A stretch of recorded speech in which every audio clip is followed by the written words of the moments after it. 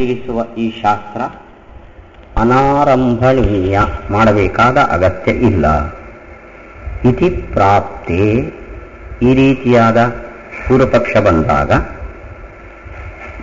ಸೂತ್ರಯಾಮಾಸ, ಸೂತ್ರವನ್ನು ಬಳಸಿಕೊಂಡ್ರು.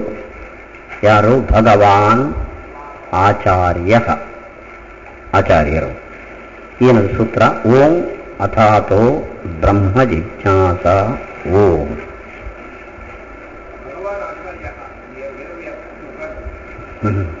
ವೇದವ್ಯಾಸರು ಸೂತ್ರ ಬರೆದ್ರು, ಅದನ್ನ ಬಳಸಿಕೊಂಡ್ರು ಈ ಪೂರ್ವಪಕ್ಷಕ್ಕೆ ಭಗವಾನ್ ಆಚಾರ್ಯ ಉತ್ತರವನ್ನಾಗಿ. ಓ ತತ್ವವಾಚಿ ಶೋಂಕಾರಃ ವಕ್ತ್ಯಸೌ ತದ್ಗುಣೋ ತತಾಂ. ಓ ತತ್ ಆಚಾರ್ಯರು ಓಂ ಅಥಾತೋ ಬ್ರಹ್ಮ ಜಿಜ್ಞಾಸ, ಓಂ ಅನ್ನೋದು ಪ್ರಣವ ಮೊದಲು, ಆಮೇಲೆ ಅಥ, ಆಮೇಲೆ ಅತಃ ಬ್ರಹ್ಮ ಜಿಜ್ಞಾಸ, 4 ಪದಗಳು ಸೂತ್ರದಲ್ಲಿ ಇದೆ. ಅದರಲ್ಲಿ ಮೊದಲನೇ ಪದ ಪ್ರಣವ, ಓಂಕಾರ ಅಥವಾ ತಾರ. ಅದಕ್ಕೆ ವ್ಯಾಖ್ಯಾನ ಮಾಡ್ತಾ ಇದ್ದಾರೆ. ಓಂಕಾರ ಓತತ್ವವಾಚಿ. ಓಂ ಎಂಬ ಶಬ್ದವು ಓತತ್ವವನ್ನು ಹೇಳುತ್ತದೆ. ಓತ ಅಂದರೆ ಗತ ಅಥವಾ ಪ್ರವಿಷ್ಟ ಅಂತ ಅರ್ಥ. ಅದರ ಅರ್ಥ ವಿವರಣೆಯನ್ನು ಮುಂದೆ ಮಾಡ್ತಾರೆ. ಓಂಕಾರವು ಹೊಂದಿದವನು ಅನ್ನೋ ಅರ್ಥವನ್ನು ಹೇಳುತ್ತದೆ. ಯಾವುದರಿಂದ ಯಾರು ಮತ್ತೆ ನೋಡೋಣ, ಆಯ್ತಾ? ಓಂಕಾರ, ಶೋಂಕಾರ ಅಂತಿದೆ, ಅದನ್ನು ಬಿಡಿಸುವಾಗ ಹಿ ಪ್ಲಸ್ ಓಂಕಾರ ಓತತ್ವವಾಚಿ, ಪ್ರವೇಶ ಮಾಡಿದ್ದಾನೆ ಅಥವಾ ಹೊಂದಿದ್ದಾನೆ ಅನ್ನೋದನ್ನು ವಾಚಿ ಹೇಳುತ್ತದೆ. ತದ್ಗುಣೋತತಾಂ ಅಸೌ ವಕ್ತಿ. ತತ್ ಗುಣೋತತಾಂ ಅಸೌ ವಕ್ತಿ. ಓತ ಅಂದರೆ ಹೊಂದಿದವನು. ಯಾವುದರಿಂದ ಅಂದರೆ ಗುಣಗಳಿಂದ. ಗುಣಗಳಿಂದ ಹೊಂದಲ್ಪಟ್ಟವನು ಯಾರು? ಅಸೌ. ಓಂಕಾರದಿಂದ ಯಾರು ವಾಚ್ಯನೋ ಅವನು ಗುಣಗಳಿಂದ ಹೊಂದಲ್ಪಟ್ಟವನು, ಗುಣಪೂರ್ಣ ಅನ್ನೋ ಅರ್ಥವನ್ನು ಓಂಕಾರ ಪ್ರಣವ ಹೇಳ್ತದೆ. ಇದು ಸೂತ್ರದ ಮೊದಲನೆಯ ಪದ, ಓಂಕಾರದ ವ್ಯಾಖ್ಯಾನ. ಆಚಾರ್ಯರು ಅನುವ್ಯಾಖ್ಯಾನದಲ್ಲಿ ಮಾಡಿರೋರು. ಅಂದ್ರೆ ಓಂ ಅನ್ನೋದಕ್ಕೆ ಗುಣಪೂರ್ಣ ಅಂತ ಅರ್ಥ. ಅದೇ ಹೇಗೆ ಅಂತ ಟೀಕಾಕೃತಾದರು ಮುಂದೆ ಅದನ್ನ, ಆ ಶಬ್ದ ನಿಷ್ಪತ್ತಿಯನ್ನ ಹೇಳಿ ತೋರಿಸಿಕೊಡ್ತಾರೆ. ಯತ್ತಾವದುಕ್ತಂ ವಿಷಯಾಭಾವಾತ್ ನ ಜಿಜ್ಞಾಸಾ ಕರ್ತವ್ಯ ಇತಿ ತತ್ ಅನುಪಪನ್ನಂ ಅನಾತ್ಮ ಜೀವಾತ್ಮನೋಃ ವಿಷಯತ್ವ ಅನುಪಪತ್ತೌ ಅಪಿ ಈಶ್ವರಸ್ಯ ತದುಪಪತ್ತೇಃ ಅತ್ರ ಯದುಕ್ತಂ ಜೀವವ್ಯತಿರಿಕ್ತಃ ಈಶ್ವರ ಏವ ನಾಸ್ತೀತಿ ತತ್ಪರಿಹಾರಾಯ ಸೂತ್ರಕೃತ ಓಂಕಾರ ಬ್ರಹ್ಮ ಶಬ್ದೌ ಪ್ರಯುಕ್ತೌ. ಇದುವರೆಗೆ ಏನು ಉಚ್ಛೃಂಖಲವಾಗಿ ಪೂರ್ವಪಕ್ಷ ಮಾಡಿದ್ರೋ ಅವೆಲ್ಲವನ್ನು ಕ್ರಮೇಣ ಪರಿಹಾರ ಮಾಡ್ತಾ ಬರ್ತಿದ್ದಾರೆ. ಮೊದಲನೇದ್ದು, ವಿಷಯ ಇಲ್ಲದೇ ಇರುವ ಕಾರಣ ಜಿಜ್ಞಾಸೆ ಮಾಡುವ ಅಗತ್ಯ ಇಲ್ಲ. ವಿಷಯ ಯಾವುದು ಅಂತ ಬಿಡಿಸಿ ಬಿಡಿಸಿ ಹಿಂದೆ ಖಂಡನೆ ಮಾಡಿದ್ರು.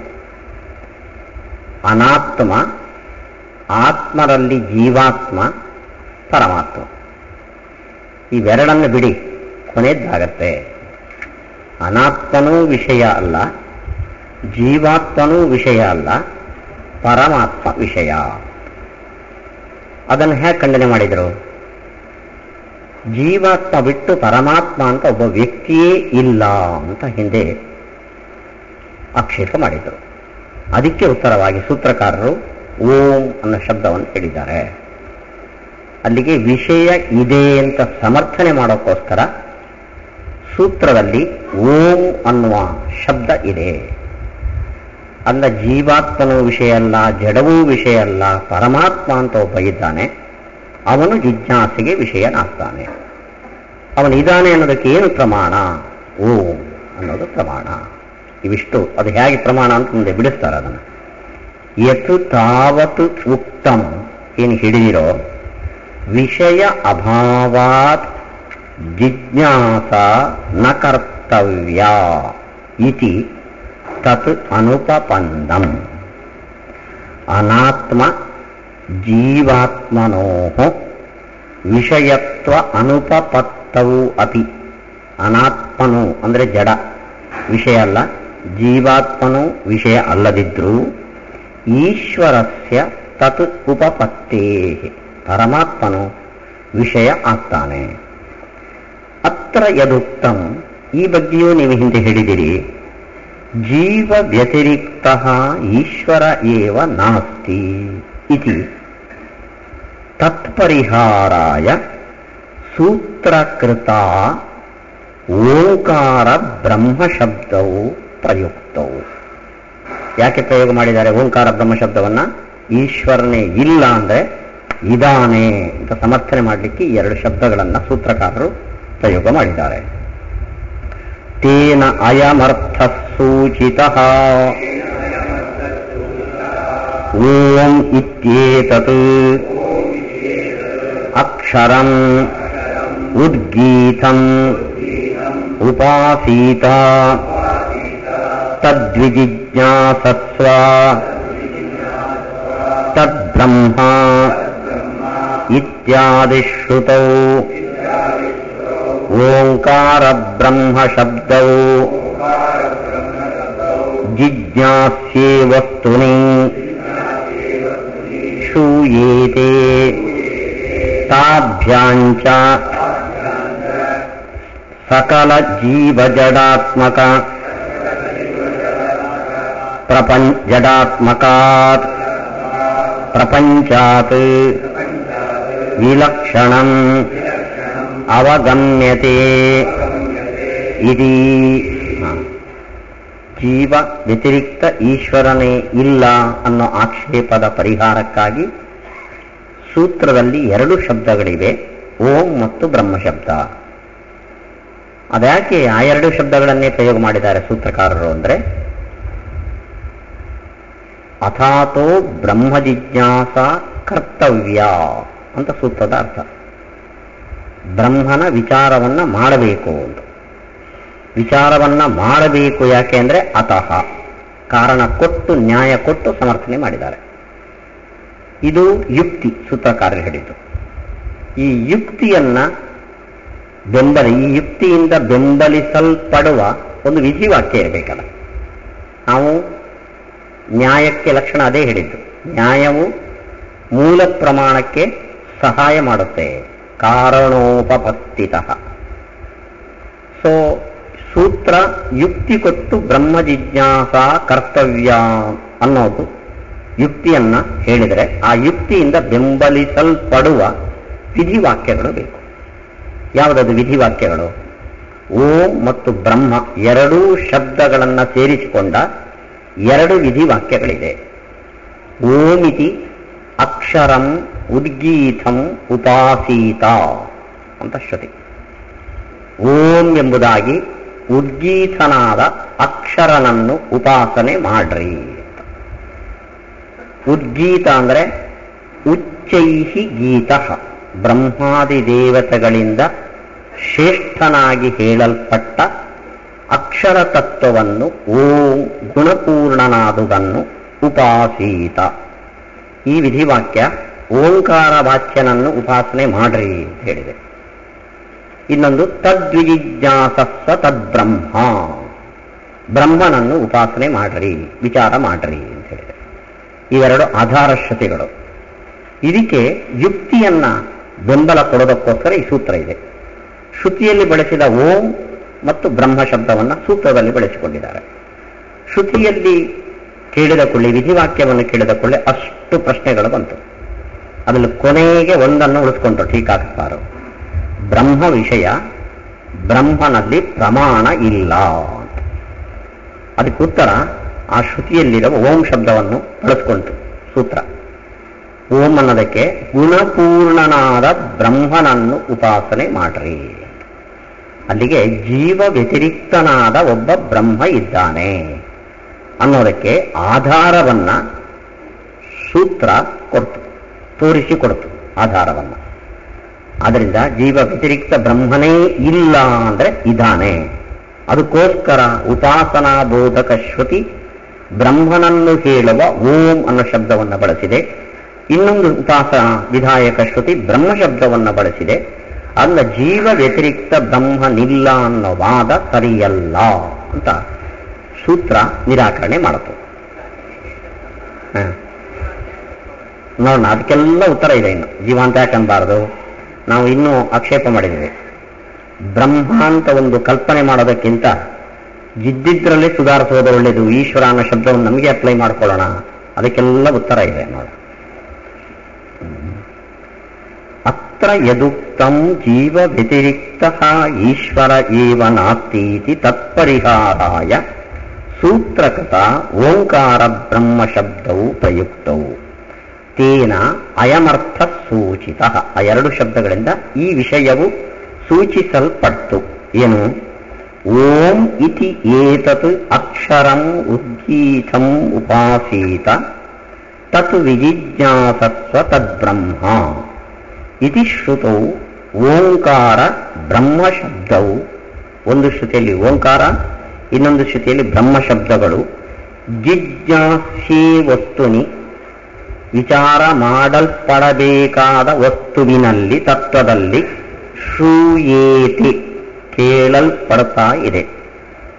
ತಾಭ್ಯಾಂಚ ಅಂದ್ರೆ ಅವೆರಡರಿಂದ, ದ್ವಿವಚನ ಓಂಕಾರ ಮತ್ತು ಬ್ರಹ್ಮ ಶಬ್ದಗಳಿಂದ, ತತ್ ಅಂದ್ರೆ ಅದು ಅಂದ್ರೆ ಜಿಜ್ಞಾಸ್ಯವಾದ ವಸ್ತು ಸಕಲ ಜೀವ ಜಡಾತ್ಮಕಾತ್ ಪ್ರಪಂಚಾತ್ ವಿಲಕ್ಷಣಂ ಅವಗಮ್ಯತೆ. ಅದು ಜೀವನೂ ಅಲ್ಲ, ಜಡವೂ ಅಲ್ಲದ ಒಂದು ವಿಲಕ್ಷಣ ತತ್ವ ಜಿಜ್ಞಾಸ್ಯವಾದದ್ದು ಅಂತ ಓಂ ಮತ್ತು ಬ್ರಹ್ಮ ಶಬ್ದಗಳು ಹೇಳ್ತಾ ಇವೆ. ಜೀವನೇ ಅಂತ ಅನ್ಬೇಡ್ರಿ, ಅಥವಾ ಪರಮಾತ್ಮನೇ ಇಲ್ಲ ಅಂತ ಅನ್ಬೇಡ್ರಿ. ಜೀವ ಜಡಾತ್ಮಕ ಪ್ರಪಂಚಕ್ಕಿಂತ ವಿಲಕ್ಷಣನಾದ ಒಬ್ಬ ಪರಮಾತ್ಮ ಇದ್ದಾನೆ, ಅವನನ್ನು ವಿಚಾರ ಮಾಡ್ರಿ ಅಂತ ಶ್ರುತಿ ಹೇಳ್ತಾ ಇದೆ. ಇತಿ ವಿಷ್ಟು ಆಚಾರ್ಯರ ವಾಕ್ಯದ ಅರ್ಥ ಆಯಿತು.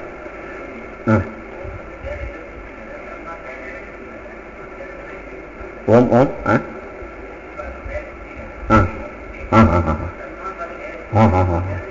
ನೋಡಿ, ಸೂತ್ರ ಅಂದ್ರೆ ಅಲ್ಪಾಕ್ಷರಂ ಅಸಂದಿಗ್ಧಂ ಸಾರವತ್ ವಿಶ್ವತೋಮುಖಂ. ವಿಶ್ವತೋಮುಖಂ ಅಂದ್ರೆ ಅದು ಪರ್ಟಿಕ್ಯುಲರ್ ಒಂದು ಶ್ರುತಿಯಲ್ಲಿರುವ ಒಂದು ವಾಕ್ಯವನ್ನು ನಿರ್ಣಯ ಮಾಡಿಕೊಳ್ಳೋದು. ಅದು ಅನೇಕ ಶಾಖೆಗಳಲ್ಲಿರುವ ಅನೇಕ ವಾಕ್ಯಗಳನ್ನು ನಿರ್ಣಯ ಮಾಡುವಂತೆ ಇರಬೇಕು.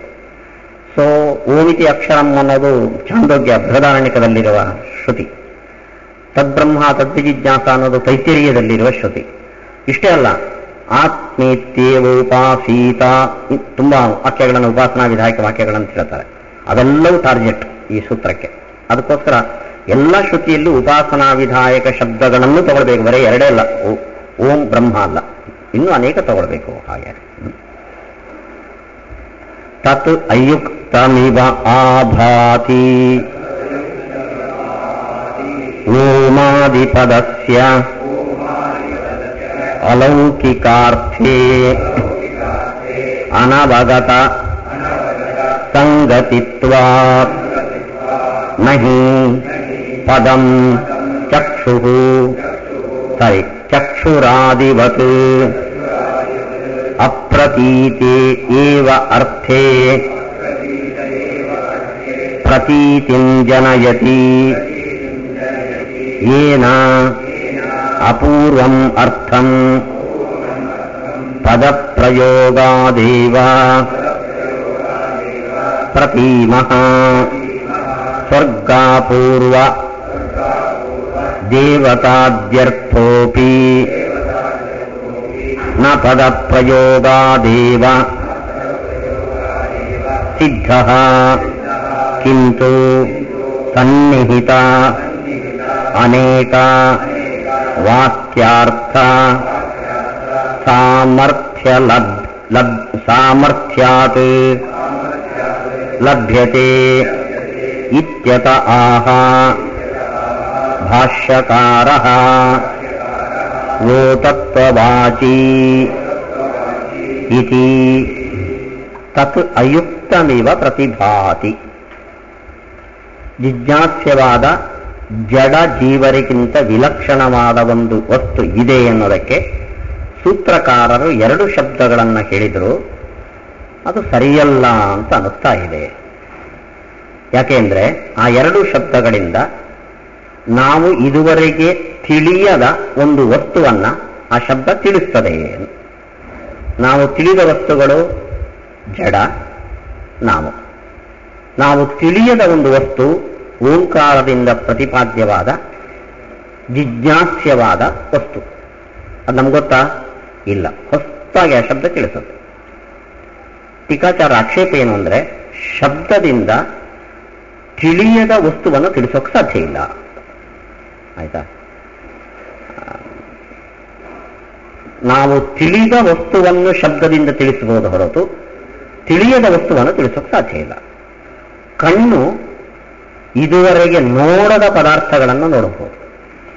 ನೀವು ನಿಮ್ಮೂರಲ್ಲಿ ಅಥವಾ ನಿಮ್ಮ ಪ್ರಾಂತದಲ್ಲಿ ನೋಡದ ಭಕ್ಷ್ಯ ಭೋಜ್ಯಗಳನ್ನು ಪರಿವಾರದಲ್ಲಿ ನೋಡಬಹುದು. ನೀವು ತಿಂದ ಮೇಲೆ ಇದಕ್ಕೇನು ಹೆಸರು ಕೇಳ್ತೀರಿ, ಪರಿಚಯ ಆಗುತ್ತೆ.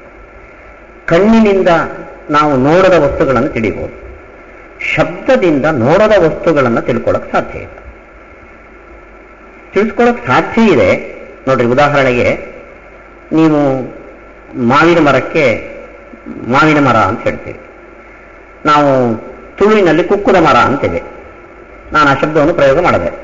ಆಚಾರ್ಯ ಹಾಗಂದ್ರೆ ಏನು ಅಂತ ನೀವು ಕೇಳ್ತೀವಿ. ನಾನು ಕೊಂಡೋಗಿ ಮರದ ಹತ್ರ ನಿಲ್ಲಿಸಿ, ನೋಡಿ ಇದಕ್ಕೆ ನಮ್ಮ ತುಳುವಿನಲ್ಲಿ ಹೀಗಂತಾರೆ. ಆವಾಗ ಹೊಸ ಒಂದು ಶಬ್ದಕ್ಕೆ ಹೊಸ ಒಂದು ಅರ್ಥದ ಪರಿಚಯ ಆಗತ್ತೆ. ಅಲ್ಲಿಗೆ ಶಬ್ದದಿಂದ ಹೊಸ ಒಂದು ವಿಷಯವನ್ನು ತಿಳಿಸಬೇಕಾದರೆ ನಾವು ತಿಳಿಸುವ ವಸ್ತು ನಮ್ಮ ಎದುರುಗಡೆ ಇರಬೇಕು. ಇದ್ರೆ ಆವಾಗ ನೋಡಿ ಇದು ಈ ಶಬ್ದದ ಅರ್ಥ ಅಂತ ಹೇಳೋದು. ಆದರೆ ಯಾರ ಕಣ್ಣಿಗೂ ಬೀಳದ ಒಂದು ವಸ್ತುವನ್ನು ಶಬ್ದದಿಂದ ತಿಳಿಸೋಕ್ಕಾಗಲ್ಲ. ಶಬ್ದದ ಒಂದು ನೇಚರ್ ಹೇಗೆ ಅಂದರೆ, ನಾವು ಒಂದು ವಸ್ತುವನ್ನು ನೋಡಿ ಅದರ ಹೆಸರನ್ನು ತಿಳ್ಕೊಂಡಿರ್ತೇವೆ. ಹೀಗೆ ಅನೇಕ ಶಬ್ದಗಳಿಗೆ ಅರ್ಥವನ್ನು ತಿಳ್ಕೊಳ್ತೇವೆ.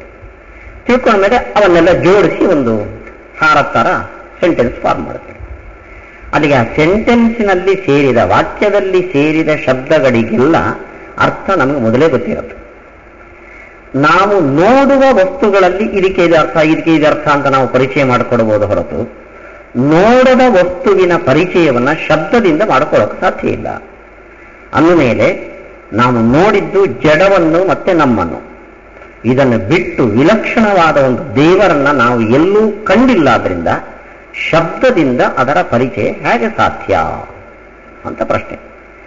ಇದಕ್ಕೆ ಓಂ ಶಬ್ದವನ್ನು, ಬ್ರಹ್ಮ ಶಬ್ದವನ್ನು ಆಚಾರ್ಯರು ಬಿಡಿಸಿ ತೋರಿಸಿದ್ದಾರೆ. ಓ ತತ್ವವಾಚಿ ಶೋಂಕಾರ. ಸೂತ್ರಕಾರರು ನಿಮಗೆ ಜಡ ಮತ್ತು ಜೀವರಿಗಿಂತ ವಿಲಕ್ಷಣವಾದ ಒಂದು ತತ್ವ ಇದೆ, ಅದಕ್ಕೆ ಪ್ರಮಾಣ ಓಂ ಅನ್ನೋ ಶಬ್ದ ಅಂದರು. ಅದು ಪ್ರಮಾಣ ಆಗಲ್ಲ ಅಂತ ಅಬ್ಜೆಕ್ಷನ್ ಬಂತು. ಅದಕ್ಕೋಸ್ಕರ ಆಚಾರ್ಯರು ಆ ಅಬ್ಜೆಕ್ಷನ್ ಅನ್ನ ತಪ್ಪು ಅಂತ ಹೇಳೋಕ್ಕೋಸ್ಕರ ಓಂ ಶಬ್ದದ ಅರ್ಥವನ್ನು ಬಿಡಿಸಿ ತೋರಿಸಿದ್ರು. ಏನು ಅಂತ? ಓತತ್ವವಾಚಿ ಶೋಂಕಾರ. ಈ ಬಿಡಿಸಿದ್ರಿಂದ ನಮ್ಮ ಪ್ರಶ್ನೆಗೆ ಉತ್ತರ ಸಿಗಬೇಕು. ಅದನ್ನ ಟೀಕಾಕೃತಾರರು ಮುಂದೆ ಹೇಳ್ತಾರೆ. ನಮ್ಮ ಪ್ರಶ್ನೆ ಏನು? ಶಬ್ದದಿಂದ ತಿಳಿಯದ ವಿಷಯವನ್ನು ತಿಳಿಸೋಕೆ ಸಾಧ್ಯ ಇಲ್ಲ ಅಂತ. ಸಾಧ್ಯ ಇದೆ ಅಂತ ಆಚಾರ್ಯರು ಓತತ್ವವಾಚಿ ಶೋಂಕಾರ ಅಂತ ಹೇಳುವ ಮೂಲಕ ಉತ್ತರ ಕೊಟ್ಟಿದ್ದಾರೆ. ಹೇಗೆ ಸಾಧ್ಯ ಅನ್ನೋದನ್ನ ಟೀಕಾಕೃತಾರರು ಮುಂದೆ ಬಿಡಿಸ್ತಾರೆ. ಸಮಸ್ಯೆ ಅರ್ಥ ಆಯ್ತು ನಿಮಗೆ. ಉತ್ತರ ಹೇಳುವಾಗ ಆ ಸಮಸ್ಯೆ ಪೂರ್ಣ ಅರ್ಥ ಆಗಿ ಉತ್ತರ ಸಿಗುತ್ತೆ. ತತ್ ಅಯುಕ್ತಮಿವ ಆಭಾತಿ. ಓಮಾದಿ ಪದಸ್ಯ, ಓಂ ಬ್ರಹ್ಮ ಈ ಶಬ್ದಗಳು ಅಲೌಕಿಕಾರ್ಥಿ, ಅಲೌಕಿಕ ಅಂದ್ರೆ ನಾವು ತಿಳಿಯುವ ವಸ್ತುಗಳು ಲೌಕಿಕ, ಅಲೌಕಿಕ ಅಂದ್ರೆ ನಾವು ತಿಳಿಯದ. ಅನವಗತ ಸಂಗತಿತ್ವ, ಇಲ್ಲಿ ಸಂಗತಿ ಅನ್ನೋ ಶಬ್ದ ಬಂತು ನೋಡ್ರಿ. ಸಂಗತಿ ಅಂದ್ರೆ ಸಂಬಂಧ.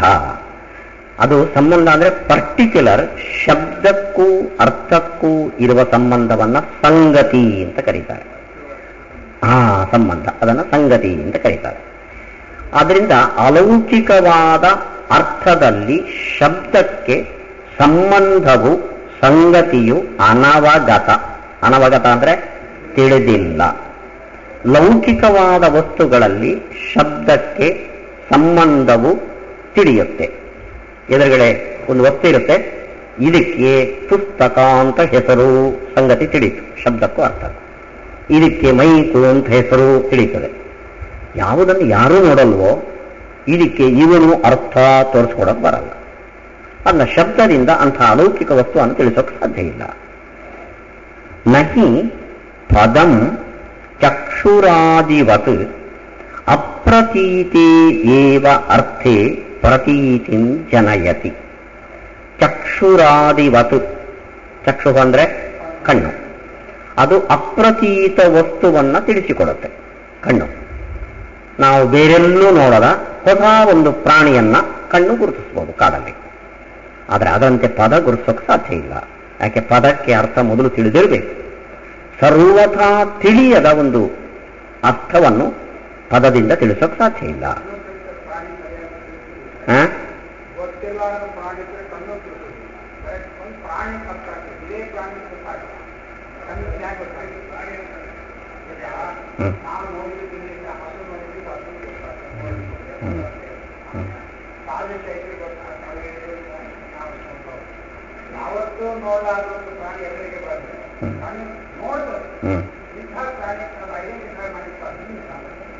ಅನ್ವೇಷಿ ಕರೆಕ್ಟ್, ಪ್ರಶ್ನೆ ಕರೆಕ್ಟು. ಸ್ವಲ್ಪ ವಿವೇಚನೆ ಮಾಡೋಣ ನೋಡ್ರಿ. ನಾವು ಎಲ್ಲೂ ನೋಡೋದ ಒಂದು ಹೊಸ ಪ್ರಾಣಿಯನ್ನು ನೋಡೋದು. ಕಣ್ಣು ಹೊಸ ಪ್ರಾಣಿಯನ್ನ ಐಡೆಂಟಿಫೈ ಮಾಡ್ತೋ ಇಲ್ವೋ? ಇದೆ ಅಂದ್ರೆ ಇದೆ. ಅಲ್ಲ, ನಿಮಗೇನು ಗೊತ್ತಿಲ್ಲ ಹೇಳಿ, ಗೊತ್ತಿಲ್ಲದ ಅಂಶ ಹೇಳಿ. ಅಲ್ಲ, ನೀವೆಲ್ಲೂ ನೋಡದ ಒಂದು ಪ್ರಾಣಿ ಅಂದ್ರೆ ಹುಲಿ, ಅದನ್ನು ನೋಡಿದ್ರಿ. ಇದುವರೆಗೆ ಹುಲಿಯನ್ನು ನೋಡೇ ಇರಲಿಲ್ಲ, ಹೊಸ ಕಾಡಿನಲ್ಲಿ ಹುಲಿಯನ್ನು ನೋಡಿದ್ರಿ. ನಿಮ್ಮ ಕಣ್ಣು ಗುರುತಿಸದ ಅಂಶ ಏನು ಹೇಳಿ? ಹೆಸರು ಕಣ್ಣಿಗೆ ಕಾಣಿಸಲ್ಲ. ಹೆಸರು ಕಣ್ಣಿಗೆ ಕಾಣಿಸ. ನಾನು ಹೇಳ ನೋಡಿ, ವಸ್ತುವನ್ನು ಗುರುತಿಸಿದ್ರಿ, ವಸ್ತುವಿಗೆ ಹೆಸರೇನು ಅಂತ ಗೊತ್ತಿಲ್ಲ. ನಾನು ಹೇಳ್ತಿರೋದಿಷ್ಟೇ, ಕಣ್ಣು ಇದುವರೆಗೆ ನೋಡದ ಹೊಸದೊಂದು ವಸ್ತುವನ್ನ ಗುರುತಿಸ್ಬೋದು. ಹೆಸರು ಯಾರೋ ಹೇಳ್ಬೇಕಿನ್ನು. ಹೊಸ ಒಂದು ವಸ್ತುವನ್ನ ವಿಜ್ಞಾನಿಯೊಬ್ಬ ತಯಾರಿ ಮಾಡಿದ ಅಂತ ಇಟ್ಕೊಂಡ್ರೆ, ವಸ್ತುವನ್ನ ಕಣ್ಣಿಂದ ನೋಡೋಷ್ಟು ನೋಡಿದ ನಾವು, ಅದಕ್ಕೊಂದು ಹೆಸರು ಅವನೇ ಇಂಟ್ರೊಡ್ಯೂಸ್ ಮಾಡ್ತಾನೆ, ಅದನ್ನು ಉಳಿದವರಿಗೆಲ್ಲ ಹೇಳ್ತಾನೆ. ಆ ಹೆಸರು ಬಗ್ಗೆ ಮಾತಾಡಲ್ಲ. ಆದರೆ ವಸ್ತುವನ್ನ ಕಣ್ಣು ಹೊಸದಾಗಿ ಒಂದು ಪ್ರಪಂಚದಲ್ಲಿ ಇಲ್ಲದ ಒಂದು ವಿಲಕ್ಷಣ ವಸ್ತುವನ್ನ ಅದು ಗುರುತಿಸಬಹುದು. ಹಾಗೆ ಶಬ್ದ ಅದನ್ನು ಪರಿಚಯ ಮಾಡಿಸ್ಕೊಡೋಕೆ ಸಾಧ್ಯ ಇಲ್ಲ ಅಂತ ಹೇಳ್ತಾರೆ.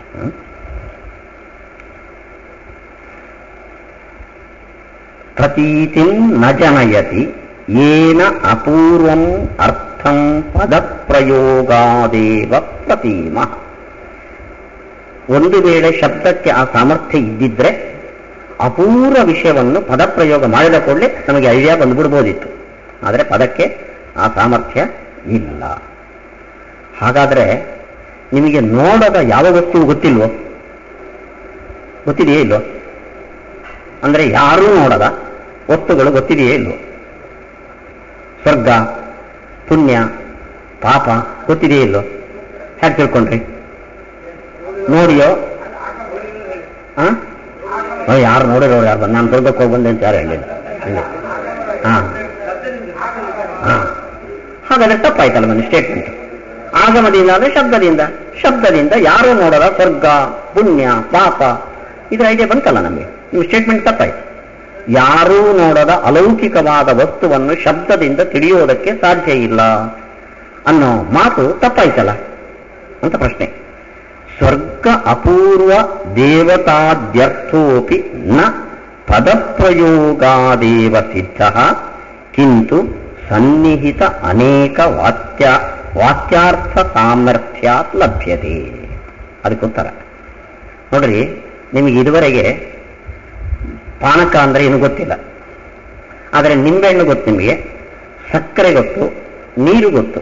ನಾನು ಪಾನಕವನ್ನು ಹೊಸದಾಗಿ ಇಂಟ್ರೊಡ್ಯೂಸ್ ಮಾಡೋಕೆ ಸಾಧ್ಯ ಇದೆಯೋ ಇದು ಹೇಳಿ?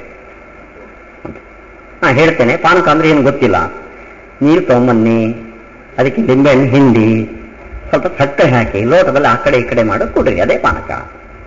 ಇವಾಗ ನಾನು ಪಾನಕ ಅನ್ನೋ ಹೊಸ ಒಂದು ವಸ್ತುವನ್ನ ನಾನು ಶಬ್ದದಿಂದ ಇಂಟ್ರೊಡ್ಯೂಸ್ ಮಾಡಿದೆ ಅಲ್ವಾ? ಹಾಗೆ ಲಿಂಬೆಹಣ್ಣು ಅಂತ ನಿಮಗೆ ಪರಿಚಿತವಾದ ಒಂದು ವಸ್ತುವನ್ನು, ಸಕ್ಕರೆ ಅಂತ ನಿಮಗೆ ತಿಳಿದಿರುವ ಒಂದು ವಸ್ತುವನ್ನ, ನೀರು ಅಂತ ನಿಮಗೆ ತಿಳಿದಿರುವ ಒಂದು ವಸ್ತುವನ್ನ ಒಟ್ಟು ಸೇರಿಸಿದರೆ ಪಾನಕ ಅಂತ.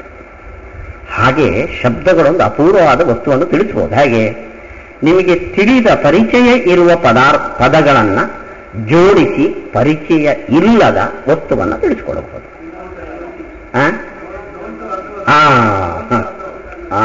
ನೋಂಟು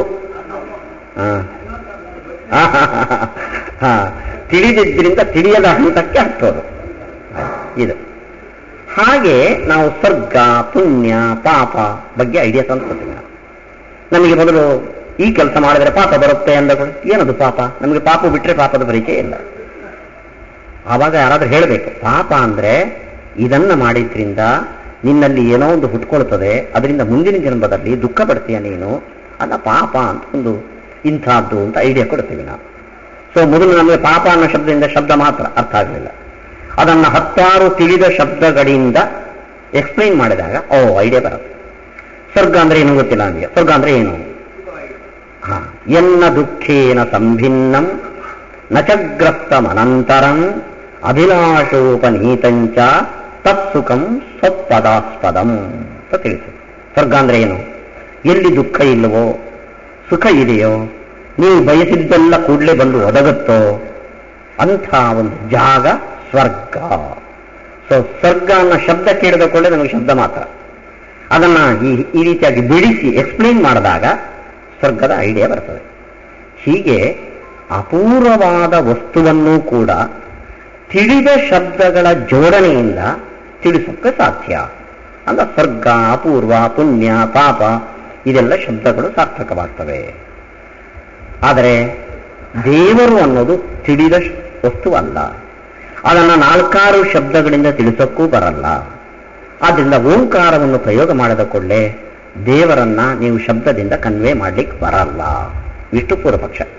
ಉತ್ತರ ಹೇಳಿ, ಬಂತು ಉತ್ತರ. ಅದಕ್ಕೆ ಓಂಕಾರ ಶಬ್ದವನ್ನು ಪ್ರಯೋಗ ಮಾಡಿದರು. ಅದರಿಂದ ಹೇಗೆ ಲಭ್ಯ ಆಗುತ್ತೆ ಅಂತ ತೋರಿಸ್ಕೊಡ್ತಾರೆ ಅವತ್ತು.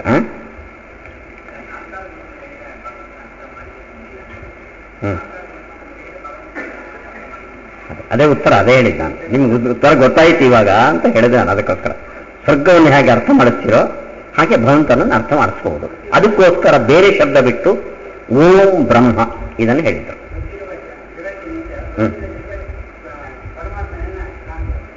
ಕಾಣಕ್ಕಾಗಲ್ಲ. ಹೆಂಗೆ ಯಾರೋ ಬೈದಾನೆ ಅಂತ ಹೇಳ್ತೇವೆ ನಾವು, ತಿಳಿಯೋಕ್ಕಾಗಲ್ಲ. ಆಯ್ತಾ? ಶಬ್ದಗಳಿಂದ ಪರಿಚಯ ಮಾಡಿಸ್ಕೊಡೋದು ಹೇಗೆ ಅಂತ. ಗೊತ್ತಿರುವ ಶಬ್ದಗಳಿಂದ ಗೊತ್ತಿರುವ ಶಬ್ದ ನಿಮಗೆ ಬ್ರಹ್ಮಶಬ್ದ. ಬ್ರಹ್ಮಶಬ್ದ ಅಂದ್ರೆ ಹೇಗೆ, ಅದು ಹೇಗೆ ಗೊತ್ತಿರುವ ಶಬ್ದ ಅಂತ ತೋರಿಸ್ಕೊಡ್ತಾರೆ. ಆಯ್ತಾ? ಇವಾಗ ನಿಂಬೆಹಣ್ಣು, ಸಕ್ಕರೆ, ನೀರಿಗೆ ಹಾಕಿದರೆ ಅಂತ 3-4 ಶಬ್ದ ಇದ್ದಂತೆ ಬ್ರಹ್ಮ ಅನ್ನೋ ಶಬ್ದದಲ್ಲಿ 2-3 ಶಬ್ದ ಇದೆ. ಅದನ್ನು ಜೋಡಣೆ ಮಾಡಿದಾಗ ನಾನಲ್ಲದ ಒಂದು ದೇವರ ಪರಿಚಯ ನಿಮಗೆ ಆಗುತ್ತೆ ಆ ಶಬ್ದದಿಂದ. ಅದು ಸೆಂಟೆನ್ಸ್, ಅದು ಶಬ್ದ ಅಲ್ಲ. ಅದು ಯಾವುದು? ಬ್ರಹ್ಮ ಓಂ ಅನ್ನೋದು ಸೆಂಟೆನ್ಸ್. ಆದ್ರಿಂದ ಶಬ್ದದಿಂದ ನಾವು ಬ್ರಹ್ಮನನ್ನು ಪರಿಚಯ ಮಾಡಿದ್ದಲ್ಲ, ಮತ್ತೆ ಯಾವುದರಿಂದ? ವಾಕ್ಯದಿಂದ ಪರಿಚಯ ಮಾಡಿಸಿದ್ದೇವೆ. ಅದು ಹೇಗೆ ಅಂತ ತೋರಿಸ್ಕೊಡ್ತಾರೆ. ಅದು ಸ್ವರ್ಗ ಅಪೂರ್ವ ದೇವತಾದ್ಯರ್ಥೇಪಿ ನ ಪದ ಪ್ರಯೋಗಾದೇವ ಸಿದ್ಧ ಕಿಂತು ಸನ್ನಿಹಿತ ಅನೇಕ ವಾಕ್ಯಾರ್ಥ ಸಾಮರ್ಥ್ಯಾತ್ ಲಭ್ಯತೆ ಇತ್ಯತ ಆಹ ಭಾಷ್ಯಕಾರಃ ಓತತ್ವವಾಚಿ ಇತಿ ಮುಂದಿನ ಪುಟ ಶಿಶಬ್ದಃ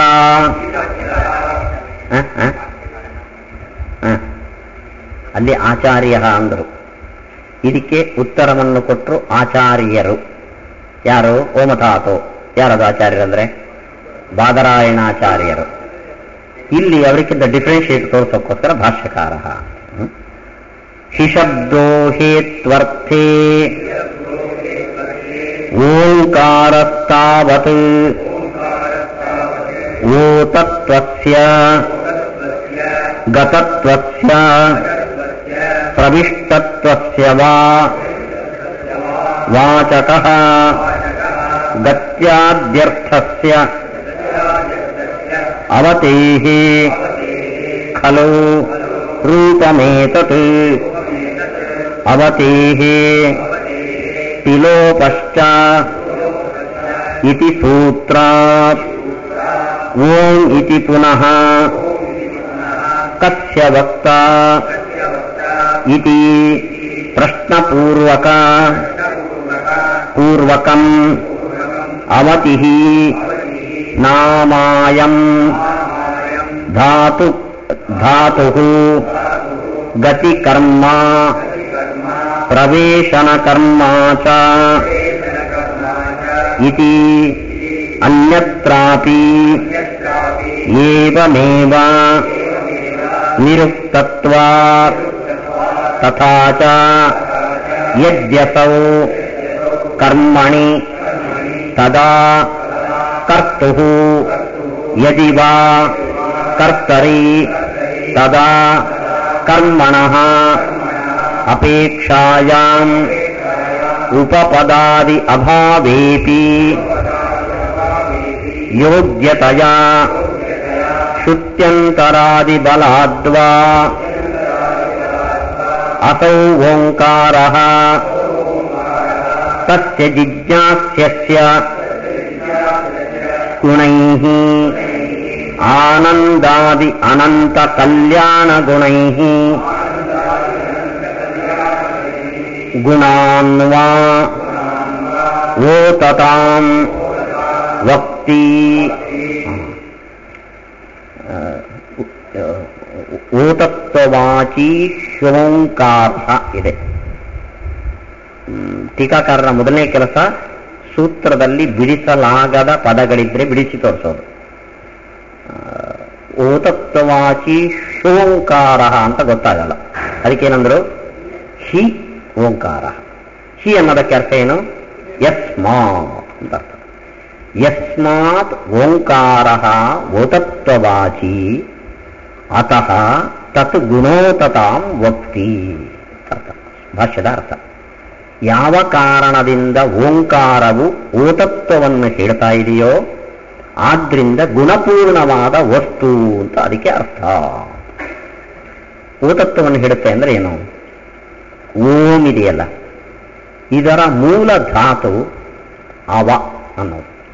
ಅವ ಅನ್ನೋದರಿಂದ ಓಂ ಅಂತ ಅಭಿವೃದ್ಧಿಯಾಗಿದೆ. ಅದು ಅವ ಗತಿ ಕಾಂತಿ ಪ್ರವೇಶ ಅಂತ ಉದ್ದ ಇಷ್ಟರ್ಥ ಇದೆ ಅದಕ್ಕೆ. ಅದರಲ್ಲಿ ಎರಡು ಅರ್ಥವನ್ನು ತಗೊಂಡ್ರು, ಗತಿ ಮತ್ತು ಪ್ರವೇಶ ಅಂತ ಅರ್ಥ ಅವಧಾತುವಿಗೆ. ಗತಿ ಅಂದ್ರೆ ಹೊಂದೋದು ಅವಧಾತು, ಪ್ರವೇಶ ಅಂದ್ರೆ ತುಂಬಿಸಿಕೊಳ್ಳೋದು ಅಂತ ಅರ್ಥ. ಈ ಎರಡು ಅರ್ಥದಲ್ಲಿ ಅವಧಾತುವಿಗೆ ಅವಧಾತುವಿನಿಂದ ಓಂ ಅನ್ನೋ ರೂಪ ನಿಷ್ಪತ್ತಿಯಾಗಿದೆ. ಅಲ್ಲ, ಅವಧಾತು ಎಲ್ಲಿ, ಓಂ ಎಲ್ಲಿ, ಹೇಗಾಯ್ತು ಅಂದ್ರೆ ಪಾಣಿನಿಯ ಸೂತ್ರ ಅವತೇಹೆ ಟಿಲೋಪಶ್ಚ ಅಂತ. ಅವಧಾತುವಿಗೆ ಮನಿನ್ ಎಂಬ ಮನ್ ಪ್ರತ್ಯಯ ಬರ್ತದೆ, ಟಿ ಅನ್ನೋದು ಲೋಪ ಆಗುತ್ತೆ ಅಂತ. ನಮಗೆ ಟಿ ಅಂದ ಕೂಡಲೇ ಇದೀಗ ಕೆಲಸ ಬರುತ್ತೆ. ಟಿ ಲೋಪ ಇಲ್ಲ, ಸಾಯಂಕಾಲ ಇದೆ ಅದು. ಶಬ್ದದಲ್ಲಿ ಟಿ ಅಂದ್ರೆ ಕೊನೆಯ ಸ್ವರಾಕ್ಷರದಿಂದ ಮುಂದಿರುವ ಅಕ್ಷರಗಳು. ಅವ ಅನ್ನುವಲ್ಲಿ ಕೊನೆಯ ಸ್ವರಾಕ್ಷರ ವು ಪ್ಲಸ್ ಅ, ಅದು ಟಿ ಅಂತ ಹೇಳ್ಕೊಡುತ್ತೆ, ಅದು ಲೋಪ ಆಗತ್ತೆ. ಅಲ್ಲಿಗೆ ಮನ್ ಪ್ರತ್ಯಯ ಬಂದು ಟಿ ಲೋಪ ಆದರೆ ಆ ವು ಪ್ಲಸ್ ಮ ಮಕಾರ ಮು ಮನ್ ಪ್ರತ್ಯಯಲ್ಲಿ ಮು ಅಷ್ಟೇ ಹೊಡೆಯುತ್ತೆ. ಸೊ ಆ ವಕಾರ ಅಕಾರ ಹೋಯ್ತು, ಮು ಹೊಡೆಯಿತು. ಆ ವಕಾರಕ್ಕೆ ಸಂಪ್ರಸಾರಣ ಅಂತ ಒಂದು ಅಕ್ಷರ ಆದೇಶವಾಗಿ ಬರ್ತದೆ, ಉ ಅನ್ನೋದು ಬರುತ್ತೆ. ಅದು ಪಾಣಿನಿಧ್ಯ ಆದೇಶ. ಅಲ್ಲಿಗೆ ಆ ಉ ಮು ಓಂಕಾರ ಆಯಿತು. ಆ ಉ ಮು ಆ ಅನ್ನೋದು ಧಾತು, ಉ ಅನ್ನೋದು ವಕಾರಕ್ಕೆ ಬಂದಿರುವ ಆದೇಶ, ಉ ಮು ಅನ್ನೋದು ಪ್ರತ್ಯಯ. ಆ ಉ ಮು ಸೇರಿಸಿದ್ರೆ ಆ ಉ ಪ್ಲಸ್ ಗುಣ ಓ ಓಂ ಆಯ್ತು. ಸಂಧಿ, ಗುಣ ಸಂಧಿ. ಆ ಪ್ಲಸ್ ಉ ಓ. ಸೂರ್ಯ ಪ್ಲಸ್ ಉದಯ ಸೂರ್ಯೋದಯ ಅಲ್ಲ, ಆ ಪ್ಲಸ್ ಉ ಓ ಆಯ್ತು. ಓ ಪ್ಲಸ್ ಮು ಓಂ ಆಯ್ತು. ಹೀಗೆ ಅದು ಸಂಸ್ಕೃತ ಸಾಹಿತ್ಯದ ಕ್ರಮ ಹೇಗೆ ಅಂದರೆ, ಧಾತುವನ್ನ ಶಬ್ದ ಮಾಡೋದಕ್ಕೆ ಅದಕ್ಕೆ ಕೆಲವು ಪ್ರತ್ಯಯಗಳನ್ನು ಸೇರಿಸ್ತಾರೆ. ನೋಡಿ, ಗಚ್ಚತಿ ಅನ್ನೋದು ಕ್ರಿಯಾಪದ, ಗತಃ ಅನ್ನೋದು ಶಬ್ದ. ಹೀಗೆ ರೂಟನ್ನ ಶಬ್ದವನ್ನಾಗಿ ಕನ್ವರ್ಟ್ ಮಾಡೋದಕ್ಕೋಸ್ಕರ ಕೆಲವು ಪ್ರತ್ಯಯಗಳನ್ನು ಹಾಕಿದರೆ ಶಬ್ದವಾಗಿ ಕನ್ವರ್ಟ್ ಆಗುತ್ತೆ. ಅಂದ ಆವಾತಿ ಅನ್ನೋದು ಕ್ರಿಯಾಪದ, ಓಂ ಅನ್ನೋದು ಆ ಕ್ರಿಯಾಪದದಿಂದ ನಿಷ್ಪನ್ನವಾದ ಶಬ್ದ. ಅದು ಅಂದ ಓಂ ಅಂದ್ರೆ ಹೊಂದಿದವನು, ಪ್ರವೇಶ ಮಾಡಿದವನು ಅಂತ. ಪ್ರವೇಶ ಅಂದ್ರೆ ನಾವು ಮನೆಗೆ ಪ್ರವೇಶ ಮಾಡಿದೆವು, ನಮಗೂ ಮನೆಗೂ ಸಂಬಂಧ ಆಯಿತು ಅಂತ ಅರ್ಥ. ಪ್ರವೇಶ ಅಂದ್ರೆ ಸಂಬಂಧ ಅಂತ ಅಷ್ಟರ್ಥದ ತಗೊಂಡು. ಗತ ಅಂದ್ರೆ ಹೊಂದಿದವನು, ಪ್ರವೇಶ ಮಾಡಿದವನು, ಸಂಬಂಧ ಪಡೆದವನು. ಇದನ್ನ ಆಕ್ಟಿವ್ ಅಥವಾ ಪ್ಯಾಸಿವ್ ಎರಡು ವಾಯ್ಸಲು ತಗೊಳ್ಬಹುದು. ಪ್ರವೇಶ ಮಾಡಲ್ಪಟ್ಟವನು, ಹೊಂದಲ್ಪಟ್ಟವನು, ಇದೆ ಪ್ಯಾಸಿವ್ ವಾಯ್ಸ್. ಯಾವುದರಿಂದ ಕ್ವಶನ್ ಬರುತ್ತೆ. ಯಾವುದರಿಂದ ಅಂದ್ರೆ ಯೋಗ್ಯತೆಯ, ಇದು ದೇವರನ್ನು ಹೇಳೋದ್ರಿಂದ, ಯೋಗ್ಯತೆಯ ಗುಣಗಳಿಂದ. ಅಲ್ಲಿಗೆ ಗುಣಗಳಿಂದ ಸಂಬಂಧ ಹೊಂದಲ್ಪಟ್ಟವನು, ಗುಣಗಳಿಂದ ಹೊಂದಲ್ಪಟ್ಟವನು, ಸಂಬಂಧ ಪಡೆದವನು, ಗುಣಗಳಿಂದ ಹೊಂದಲ್ಪಟ್ಟವನು. ಅಲ್ಲಿಗೆ ಓಂ ಅನ್ನೋದಕ್ಕೆ ಪ್ರವೇಶ ಗತಿ ಎರಡರ್ಥವನ್ನಿಟ್ಕೊಂಡು ಓಂ ಅಂತ ಶಬ್ದ ನಿಷ್ಪತ್ತಿ ಮಾಡಿದಾಗ ಗುಣಗಳಿಂದ ಸಂಬಂಧ ಪಡೆದವನು, ಗುಣಗಳಿಂದ ಪ್ರವೇಶಿಸಲ್ಪಟ್ಟವನು, ಎರಡರ್ಥ ಆಯ್ತು. ಹೇಳ್ತೇನೆ, ಅದಕ್ಕೆ ಕಾರಣ ಹೇಳ್ತೇನೆ. ಅದನ್ನು ನಾನು ದೇವರಾತ್ರಿಯಿಂದ ಅದನ್ನು ತಗೋಬೇಕು ಅಂತ ಅಷ್ಟೇ ಹೇಳಿದೆ. ಅದಕ್ಕೆ ಟೀಕಾಕೃತರು ಯೋಗ್ಯತೆಯ ಅಂತ ಹೇಳಿದ್ದಾರೆ, ನೋಡೋಣ ಮತ್ತೆ. ಅಥವಾ ಆಕ್ಟಿವ್ ಆಯ್ತು ತಗೊಂಡ್ರೆ ಸಂಬಂಧ ಪಡೆದವನು, ಸಂಬಂಧಿಸಲ್ಪಟ್ಟವನು ಪ್ಯಾಸಿವ್, ಸಂಬಂಧ ಪಡೆದವನು. ಅಥವಾ ಹೊಂದಿದವನು, ಯಾವುದನ್ನು ಹೊಂದಿದವನು, ಗುಣಗಳನ್ನು ಹೊಂದಿದವನು. ಯಾವುದನ್ನು ಸಂಬಂಧಿಸಿದವನು, ಗುಣಗಳನ್ನು ಸಂಬಂಧಿಸಿದವನು. ಇದು ಆಕ್ಟಿವ್ ಆಯ್ತು. ಒಟ್ಟಿನಲ್ಲಿ ಕರ್ತರಿ ಅಥವಾ ಕರ್ಮಣಿ ಎರಡರ್ಥದಲ್ಲೂ ತಗೊಂಡ್ರೂ ಕೂಡ ಗುಣಗಳನ್ನು ಪಡೆದವನು, ಇದು ಓಂ ಅನ್ನೋ ಶಬ್ದದ ಅರ್ಥ. ಇಲ್ಲಿ ಗುಣಗಳನ್ನು ಅಂತ ಯಾಕೆ ತಂದ್ರಿ ಅಂದ್ರೆ ಅದಕ್ಕೆ ಎರಡು ಕಾರಣ ಕೊಟ್ಟಿದ್ದಾರೆ ಟೀಕಾಕೃತ್ಪಾದರು. ಯೋಗ್ಯತೆಯ ಶ್ರುತ್ಯನುಸಾರಾಚ ಅಂತ. ಪರಮಾತ್ಮನು ಹೊಂದಿದವನು, ಯಾವುದನ್ನು ಹೊಂದಿದವನು? ಅವನಿಗೆ ಹೋಳಿಗೆ, ಲಾಡು, ಮನೆಗೆ ಮಡದಿ ಎಲ್ಲ ಅಗತ್ಯ ಇಲ್ಲ. ಪರಮಾತ್ಮ ಅಂದಕೊಳ್ಳಿ ಅವನಿಗೆ ಯೋಗ್ಯವಾದ ಗುಣ ಅಂದ್ರೆ ಗುಣ ಅಂತ ನಾವು ಅಧ್ಯಾಹಾರ ಮಾಡಿಕೊಡ್ತೇವೆ. ಅಲ್ಲಿ ಪರಮಾತ್ಮನಿಗೆ ಓಂ ಹೊಂದಿದವನು ಅನ್ನೋ ಅರ್ಥದ ಶಬ್ದವನ್ನು ನೀವು ಅಪ್ಲೈ ಮಾಡಿದಾಗ ಅಲ್ಲಿ ಯೋಗ್ಯವಾದ ಗುಣಗಳನ್ನು ನಾವು ಅಧ್ಯಾಹಾರ ಮಾಡ್ತೇವೆ. ಅಲ್ಲ, ಗುಣಗಳನ್ನು ನೀವು ಅಧ್ಯಾಹಾರ ಮಾಡ್ತೀನಿ, ನಾನು ದೋಷ ಅಂತ ಹೇಳ್ತೇನೆ. ಯೋಗ್ಯವಾದನ್ನು ತಗೊಂಡ್ಬರಬೇಕು. ಯಾವುದು ಯೋಗ್ಯವಾದದ್ದು? ಗುಣಗಳು. ನಾನು ದೋಷವನ್ನು ತರ್ತೇನೆ. ಶ್ರುತ್ಯನುಸಾರಾಚ, ಶ್ರುತಿ ಹೇಳಿದೆ ಅವನು ಹೊಂದಿದವನು ಅಂದ್ರೆ ಯಾವುದನ್ನು ಹೊಂದಿದವನು ಅಂತ. ಆ ಶ್ರುತಿಯನ್ನ ಪರಿಮಳಾಚಾರ್ಯರು ಹೇಳಿದ್ದಾರೆ ನೋಡ್ರಿ.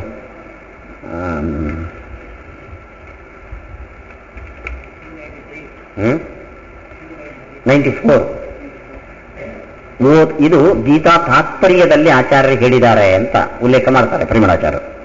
ಊತಂ ಜಗದ್ಯತ್ರ ಸ್ವಯಂಚ ಪೂರ್ಣೋ ವೇದೋಕ್ತ ರೂಪೋ ಅನುಪಚಾರತಶ್ಚ ಸರ್ವೈ ಶುಭೈಶ್ಚಾಭಿಹಿತೋ ನ ಚಾನ್ಯೈ ಓಂ ತತ್ಸದಿತ್ಯೇನ ಮತೋ ವದಂತಿ ಅಂತ 17 ಗೀತಾ ಭಾಷ್ಯೋಕ್ತ ಶ್ರುತಿ ಬಲಾತ್ ಅಂತ ಶ್ರುತಿ ಹೇಳಿದೆ. ಓಂ ಅಂದ್ರೆ ಹೊಂದಲ್ಪಟ್ಟವನು. ಯಾವುದರಿಂದ ಹೊಂದಲ್ಪಟ್ಟವನು ಅಂದ್ರೆ ಗುಣಗಳಿಂದ ಹೊಂದಲ್ಪಟ್ಟವನು. ಆದ್ರಿಂದ ದೇವರು ಅಂದ ಕೂಡಲೇ ಗುಣಗಳಿಂದನೇ ಅಂತ ಅಧ್ಯಾಹಾರ ಮಾಡೋದು ಯೋಗ್ಯ. ಅಷ್ಟೇ ಅಲ್ಲ, ಅದನ್ನು ಅಧ್ಯಾಹಾರ ಮಾಡಲಿಕ್ಕೆ ಆಧಾರನೂ ಇದೆ. ಹೀಗಾಗಿ ಓಂ ಅನ್ನೋದಕ್ಕೆ ಗುಣಪೂರ್ಣ ಅಂತ ಅರ್ಥ ಆಯಿತು. ಇಲ್ಲಿಗೆ ಓಂ ಅನ್ನೋದು ಸೆಂಟೆನ್ಸ್ ಆಯಿತೋ ಶಬ್ದ ಆಯಿತೋ? ಸೆಂಟೆನ್ಸ್. ಯಾಕೆಂದ್ರೆ ಒಂದಕ್ಕಿಂತ ಹೆಚ್ಚು ಶಬ್ದ ಇದ್ರೆ ಅದು ವಾಕ್ಯ. ಇಲ್ಲಿ ಒಂದಕ್ಕಿಂತ ಹೆಚ್ಚು ಶಬ್ದ ಇದೆ. ಒಂದು ಓ, ಇನ್ನೊಂದು ಮು ಅನ್ನೋದು. ಮು ಅನ್ನೋದು ಪ್ರತ್ಯಯ, ಓ ಅನ್ನೋದು ಧಾತು. ಧಾತು ಅನ್ನೋದು ಕನ್ವರ್ಟ್ ಆಗಿದೆ ಓ ಅಂತ. ಅಲ್ಲಿಗೆ ಅರ್ಥವತ್ತಾದ ಎರಡು ಪದಗಳ ಜೋಡಣೆ ಈ ಶಬ್ದ. ಆದ್ರಿಂದ ಇದು ವಾಕ್ಯ. ನೋಡಿ, ಉದಾಹರಣೆಗೆ ಪುಸ್ತಕ ಅನ್ನೋ ಶಬ್ದ ಇದೆ. ಇದು ಶಬ್ದ, ವಾಕ್ಯ ಅಲ್ಲ. ಯಾಕೆಂದ್ರೆ ಇಲ್ಲಿ ಪುಸು ಅನ್ನೋದಕ್ಕೊಂದು ಅರ್ಥ, ತಕ ಅನ್ನೋದಕ್ಕೂ ಇಲ್ಲ. ಆದರೆ ಪಾಚಕ ಇದೆ. ಇಲ್ಲಿ ಎರಡು ಶಬ್ದ ಇದೆ. ಏನು? ಪಾಚ್ ಧಾತು, ಕ ಇನ್ನೊಂದು. ಇದು ಪರ್ಟಿಕ್ಯುಲರ್ ಯಾರಿಗೂ ಹೆಸರು ಅಲ್ಲ. ನಾನು ಅಡಿಗೆ ಮಾಡಿದ್ರೆ ನಾನು ಪಾಚಕ, ನೀವು ಅಡಿಗೆ ಮಾಡಿದ್ರೆ ನೀವು ಪಾಚಕ. ಇದು ಅಪ್ಪ ಇಟ್ಟ ಹೆಸರಲ್ಲ ಯಾರಿಗೂ. ಇದು ನಾವು ನಾಮಿನೇಟ್ ಮಾಡೋದು ಇದನ್ನು, ಆ ಕೆಲಸ ಮಾಡುವವರಿಗೆ. ಸೊ ಇಲ್ಲಿ ಪಚಿ ಧಾತು ಕ ಪ್ರತ್ಯಯ, ಧಾತುವಿಗೆ ಅಡಿಗೆ ಅನ್ನೋ ಅರ್ಥ, ಕ ಅಂದ್ರೆ ಮಾಡುವವನು ಅಂತ ಅರ್ಥ. ಇದು ಸೆಂಟೆನ್ಸು ಶಬ್ದನ? ಸೆಂಟೆನ್ಸ್, ಎರಡು ಶಬ್ದ. ಹಾಗೆ ಇದು ಓಂ ಅನ್ನೋದು. ನಿಮಗೆ ಅಡಿಗೆ ಭಟ್ರು ಅಂದ್ರೆ ಏನು ಅಂತ ಗೊತ್ತಿಲ್ಲ. ಅಡಿಗೆ ಅಂದ್ರೆ ಗೊತ್ತು, ಮಾಡೋದು ಅಂದ್ರೆ ಗೊತ್ತು, ಅಡಿಗೆ ಭಟ್ಟ ಅಂದ್ರೆ ಏನು ಅಂತ ಗೊತ್ತಿಲ್ಲ. ಆವಾಗ ಯಹ ಪಚತಿ ಸಹ ಪಾಚಕ ಪರಿಚಯ ಮಾಡಿಸ್ಬೋದು. ಯಾರು ಅಡಿಗೆ ಅಂತ ಕ್ರಿಯೆಯನ್ನು ಮಾಡ್ತಾನೋ ಅವನನ್ನ ಪಾಚಕ ಅಂತ ಕರೀತಾರೆ. ಹಾಗೆ ದೇವರು ಅನ್ನೋದು ನಿಮ್ಗೆ ಗೊತ್ತಿಲ್ಲ, ಅವನನ್ನ ಪರಿಚಯ ಮಾಡಿಸೋಕ್ಕೋಸ್ಕರ ಸೂತ್ರಕಾರರು ಓಂ ಅಂತ ಹೇಳಿದ್ದಾರೆ. ಗುಣ ಅಂದ್ರೆ ಏನೊಂದು ಗೊತ್ತು ನಿಮ್ಮಲ್ಲಿ ಇದೆಯೋ ಇಲ್ಲೋ? ಗುಣದ ಪರಿಚಯ ಅಂತ ನಿಮ್ಮ ಹತ್ರ ಇದೆ. ಗುಣವನ್ನು ತುಂಬಿಕೊಂಡಿರೋದು ಅಂದ್ರೆ ಗೊತ್ತು. ಹಾಗಾದ್ರೆ ದೇವರಂದ್ರೆ ಯಾರು ಗೊತ್ತೋ? ಈ ಪ್ರಪಂಚದಲ್ಲಿ ಎಷ್ಟೆಷ್ಟು ಸದ್ಗುಣಗಳನ್ನ ನೀವು ನೋಡ್ತಿರೋ ಅದೆಲ್ಲ ತುಂಬಿಕೊಂಡ ಒಂದು ಕೊಡ. ಇವಾಗ ದೇವರ ಐಡಿಯಾ ಬಂತು. ಹೇಗೆ ತಿಳಿದ ಶಬ್ದದಿಂದ ತಿಳಿಯದ ಸ್ವರ್ಗವನ್ನು ನಾವು ಪರಿಚಯ ಮಾಡ್ತೇವೋ, ತಿಳಿದ ಗುಣಗಳಿಂದ ತಿಳಿಯದ ದೇವರನ್ನು ಪರಿಚಯ ಮಾಡ್ತೇವೆ. ಆದ್ದರಿಂದ ದೇವರು ಅನ್ನೋದು ಗೊತ್ತೇ ಇಲ್ಲ, ಶಬ್ದದಿಂದ ಹೇಗೆ ಕನ್ವೆ ಮಾಡೋದು ಅನ್ನೋ ಸಮಸ್ಯೆಗೆ ಸೂತ್ರಕಾರರು ಕೊಟ್ಟ ಉತ್ತರ ಓಂ ಅನ್ನೋದು. ಅದು ವಾಕ್ಯ. ಅದು ವಾಕ್ಯದಿಂದ ಜೀವ ಜಡಕ್ಕಿಂತ ವಿಲಕ್ಷಣವಾದ ಗುಣ ತುಂಬಿದ ಒಂದು ಚೇತನ ಇದೆ, ಅದು ಜಿಜ್ಞಾಸ್ಯ ಅನ್ನೋ ಉತ್ತರವನ್ನ ಆಕ್ಷೇಪಕ್ಕೆ ಸೂತ್ರಕಾರರು ಕೊಟ್ಟಿದ್ದಾರೆ ಅನ್ನೋದನ್ನು ಭಾಷ್ಯಕಾರರು ಹೇಳಿದ್ದನ್ನ ಟೀಕಾಕೃತ್ಪಾದರು ವಿವರಣೆ ಮಾಡಿದ್ದಾರೆ. ಇಲ್ಲಿ ನಾವು ಯಾರನ್ನು ಬಿಡುವಂಗಿಲ್ಲ. ಸೂತ್ರಕಾರರು ಹಿಂಟ್ ಕೊಟ್ಟರು, ಅದನ್ನ ಭಾಷ್ಯಕಾರರು ಸ್ವಲ್ಪ ಅರಳಿಸಿದ್ರು. ಟೀಕಾಕೃತ್ಪಾದರು ನೀರು ಚುಮುಕಿಸಿ ಘಮ್ಮಂತ ಅರಳಿಸಿ ಆ ಪರಿಮಳ ನಮ್ಗೆ ಕೊಟ್ಟರು. 3 ಜನ ಸೇರಿ ಒಂದು ಪೂರ್ವ ಪಕ್ಷಕ್ಕೆ ಉತ್ತರ ಬಂತು ನಮಗೆ. ಅದ್ವೈತಿಗೆ ಪರಿಚಯ ಮಾಡಿಸ್ಕೊಡಕ್ಕೆ ಆಗಲ್ಲ. ಅದೇನು ನಾವು ಹೇಳೋದು, ನಿರ್ಗುಣ ಬ್ರಹ್ಮನನ್ನ ಪರಿಚಯ ಮಾಡೋದಕ್ಕೆ ಸಾಧ್ಯ ಇಲ್ಲ. ಒಂದು ವಸ್ತುವನ್ನ ಗುಣಧರ್ಮಗಳ ಮೂಲಕ ಪರಿಚಯ ಮಾಡಿಸಬಹುದು ಹೊರತು ನಿರ್ಗುಣ ವಸ್ತುವನ್ನ ಈ ಕ್ಯಾನ್ ಫೀಲ್ ಪರಿಚಯ ಮಾಡಿಸ್ಕೊಂಡು ಸಾಧ್ಯ ಇಲ್ಲ. ನಾವು ನಮ್ಮಲ್ಲಿ ಕನ್ವಿನ್ಸ್ ಮಾಡ್ಕೋಬಹುದು ಹೊರತು ಇನ್ನೊಬ್ರಿಗೆ ಹೇಳೋಕೆ ಸಾಧ್ಯ ಇಲ್ಲ. ಅದ ಇನ್ನು ಪರಿಚಯ ಮಾಡೋದಕ್ಕೆ ಅವರು ಹೇಳುವ ಮೆಥಡ್ ಹೇಗೆ ಅಂದ್ರೆ, ಹೇಗೆ ಇದು ಸಿದ್ಧಾಂತ, ನಮ್ಮ ಸಿದ್ಧಾಂತ. ಹೌದು ಹೌದು ಹೌದು. ನಿರ್ಗುಣ ಬ್ರಹ್ಮವಾದ ಇಲ್ಲಿ ಬರಲಿಲ್ಲ. ಗುಣ ಒಪ್ಪಲ್ಲ. ಅವರು ಪರಿಚಯ ಮಾಡಿಸೋ ಕ್ರಮ ಹೇಗೆ ಅಂದ್ರೆ ನೋಡಿ, ನೇತಿ ನೇತಿ ಆತ್ಮ. ನಿರ್ಗುಣ ಬ್ರಹ್ಮನನ್ನು ಹೇಗೆ ಪರಿಚಯ ಮಾಡಿಸ್ಕೊಡೋದು ಅಂದ್ರೆ, ನೀವು ಶಿಷ್ಯ, ನಾನು ಗುರು. ಸ್ವಾಮಿ ಬ್ರಹ್ಮ ಅಂದ್ರೆ ಏನು ಅಂತ ನೀವು ಕೇಳ್ತೀರಿ. ಏನು ಅಂತ ಪಾಸಿಟಿವ್ ಆಗಿ ಹೇಳೋಕೆ ಸಾಧ್ಯ ಇಲ್ಲಪ್ಪ, ಮತ್ತು ನಾನು ತಿಳ್ಕೋಬೇಕಲ್ಲ. ನೀನು ತಿಳ್ಕೋಬೇಕಾದ್ರೆ ನಿನಗೆ ಬ್ರಹ್ಮ ಅಂದ್ರೆ ಏನು ಐಡಿಯಾ ಇದೆ ಹೇಳು ಅಂತ ಹೇಳ್ತೀನಿ ನಾನು. ನೀವು ಹೇಳ್ತೀರಿ ನಮಗಿಂತ ವಿಲಕ್ಷಣನಾದ ಗುಣಪೂರ್ಣನಾದ ಚೇತನ ಅಲ್ಲ ಅಂತೇನ. ಈ ಜಗತ್ತನ್ನು ಸೃಷ್ಟಿ ಮಾಡಿದ ಅಖಂಡ ವಸ್ತು ಅಲ್ಲ ಅಂತೇನ. ನೀವು ಹೇಳಿದ್ದನ್ನೆಲ್ಲ ಅಪೋಸ್ ಮಾಡಿದ ಮೇಲೆ ನಿಮ್ಗೆ ಏನು ಐಡಿಯಾ ಬಂತು ಅದು ಬ್ರಹ್ಮ, ನಿರ್ಗುಣ ಬ್ರಹ್ಮ. ನಿರ್ಗುಣನ ಪರಿಚಯ ಮಾಡಿಸ್ಕೊಳ್ಳೋದು ಹಾಗೆ. ಅಂದ್ರೆ ನಿಮ್ಮ ಐಡಿಯಾದಲ್ಲಿ ಏನೊಂದು ಬ್ರಹ್ಮ ಅಂತ ಕಲ್ಪನೆ ಇದೆಯೋ ಅದನ್ನೆಲ್ಲ ನಿರಾಕರಣೆ ಮಾಡದ ಮೇಲೆ ಏನು ಉಳಿತೋ ಅದು ಬ್ರಹ್ಮ. ನೇತಿ ನೇತಿ ಆತ್ಮ.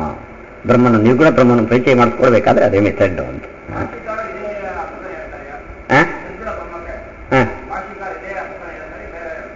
ಈ ಭಾಷೆ ನಮ್ಮ ಭಾಷೆಗಾರರ ಆಚಾರ. ನಮ್ಮಲ್ಲಿ ನಿರ್ಗುಣ ಶಬ್ದಕ್ಕೆ ಅರ್ಥ ನಿರ್ಗುಣಂ ಗುಣಭೋಕ್ತೃಚ ಗೀತೆಯಲ್ಲಿ ಬರ್ತದೆ. ಅದು ನಿರ್ಗುಣ ಗುಣವುಳ್ಳದ್ದು. ನಮ್ಮಂಥ ಬಂದು ಹೋಗೋ ಟೆಂಪ್ರರಿ ನಾವು ನಮ್ಮ ಬಾಸ್ ಮುಂದೆ ಆಟ ಆಡ್ತೇವೆ ನೋಡಿ, ತುಂಬಾ ವಿನೀತ ಅಂತ ಪ್ರಾಕೃತ ಗುಣಗಳು ಅವನಲ್ಲಿ ಇಲ್ಲ ಅನ್ನೋ ಅರ್ಥ.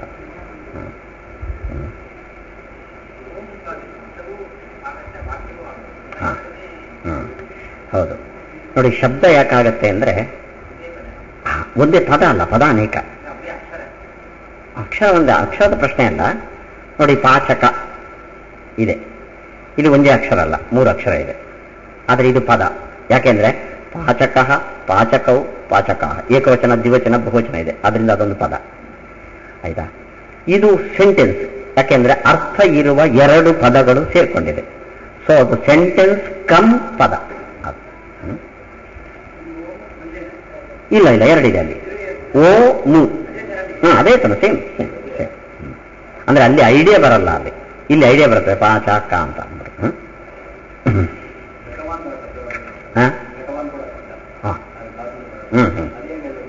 ಗಮುಧಾತು ಶತ್ರು ಪ್ರತ್ಯಯ ಸೇರಿ ಗತ ವಾನ್ ಅಂತ ಆಗುತ್ತೆ.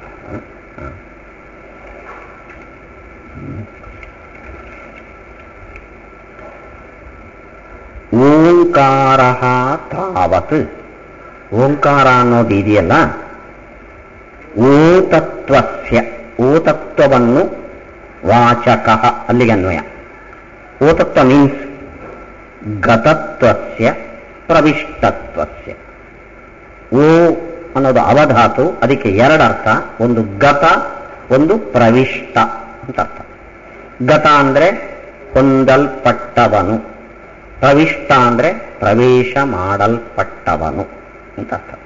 ವಾಚಕ ಯಾಕೆ ಅರ್ಥ ಬಂತು ಓಂಕಾರಕ್ಕೆ ಅಂದ್ರೆ ಗತ್ಯಾದಿ ಅರ್ಥಸ್ಯ, ಗತಿ ಮೊದಲಾದ ಅರ್ಥ ಇರುವ ಆ ಧಾತುವನ್ನ ವ್ಯಾಖ್ಯಾನಕಾರರು, ಪರಿಮಳಾಚಾರ್ಯ ಎಲ್ಲರೂ ಕೂಡ ಹೇಳಿದ್ದಾರೆ. ಅವ, ಗತಿ, ರಕ್ಷಣ, ಕಾಂತಿ, ಅವಗಮ, ಪ್ರವೇಶ, ತುಂಬ ಅರ್ಥ ಇದೆ. ಅದರಲ್ಲಿ 2 ಅರ್ಥವನ್ನು ತಗೊಂಡಿದ್ದಾರೆ. ಗತ್ಯಾದಿ ಅರ್ಥಸ್ಯ ಅವತೇಹಿ ಅಂದ್ರೆ ಅವ ಎಂಬ ಧಾತುವಿನ ಖಲು ರೂಪಂ ಏತದು, ಅದರ ಪ್ರಾಡಕ್ಟ್ ಓಂ ಅನ್ನೋದು.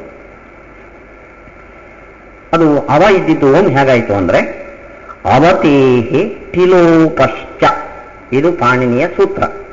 ಇತಿ ಸೂತ್ರ, ಈ ಸೂತ್ರದಿಂದ ಅವ ಇದ್ದಿದ್ದು ಓಂ ಆಗಿದೆ. ಹೇಗೆ ಅಂತ ವ್ಯಾಖ್ಯಾನ ನೋಡ್ಕೊಳ್ರಿ.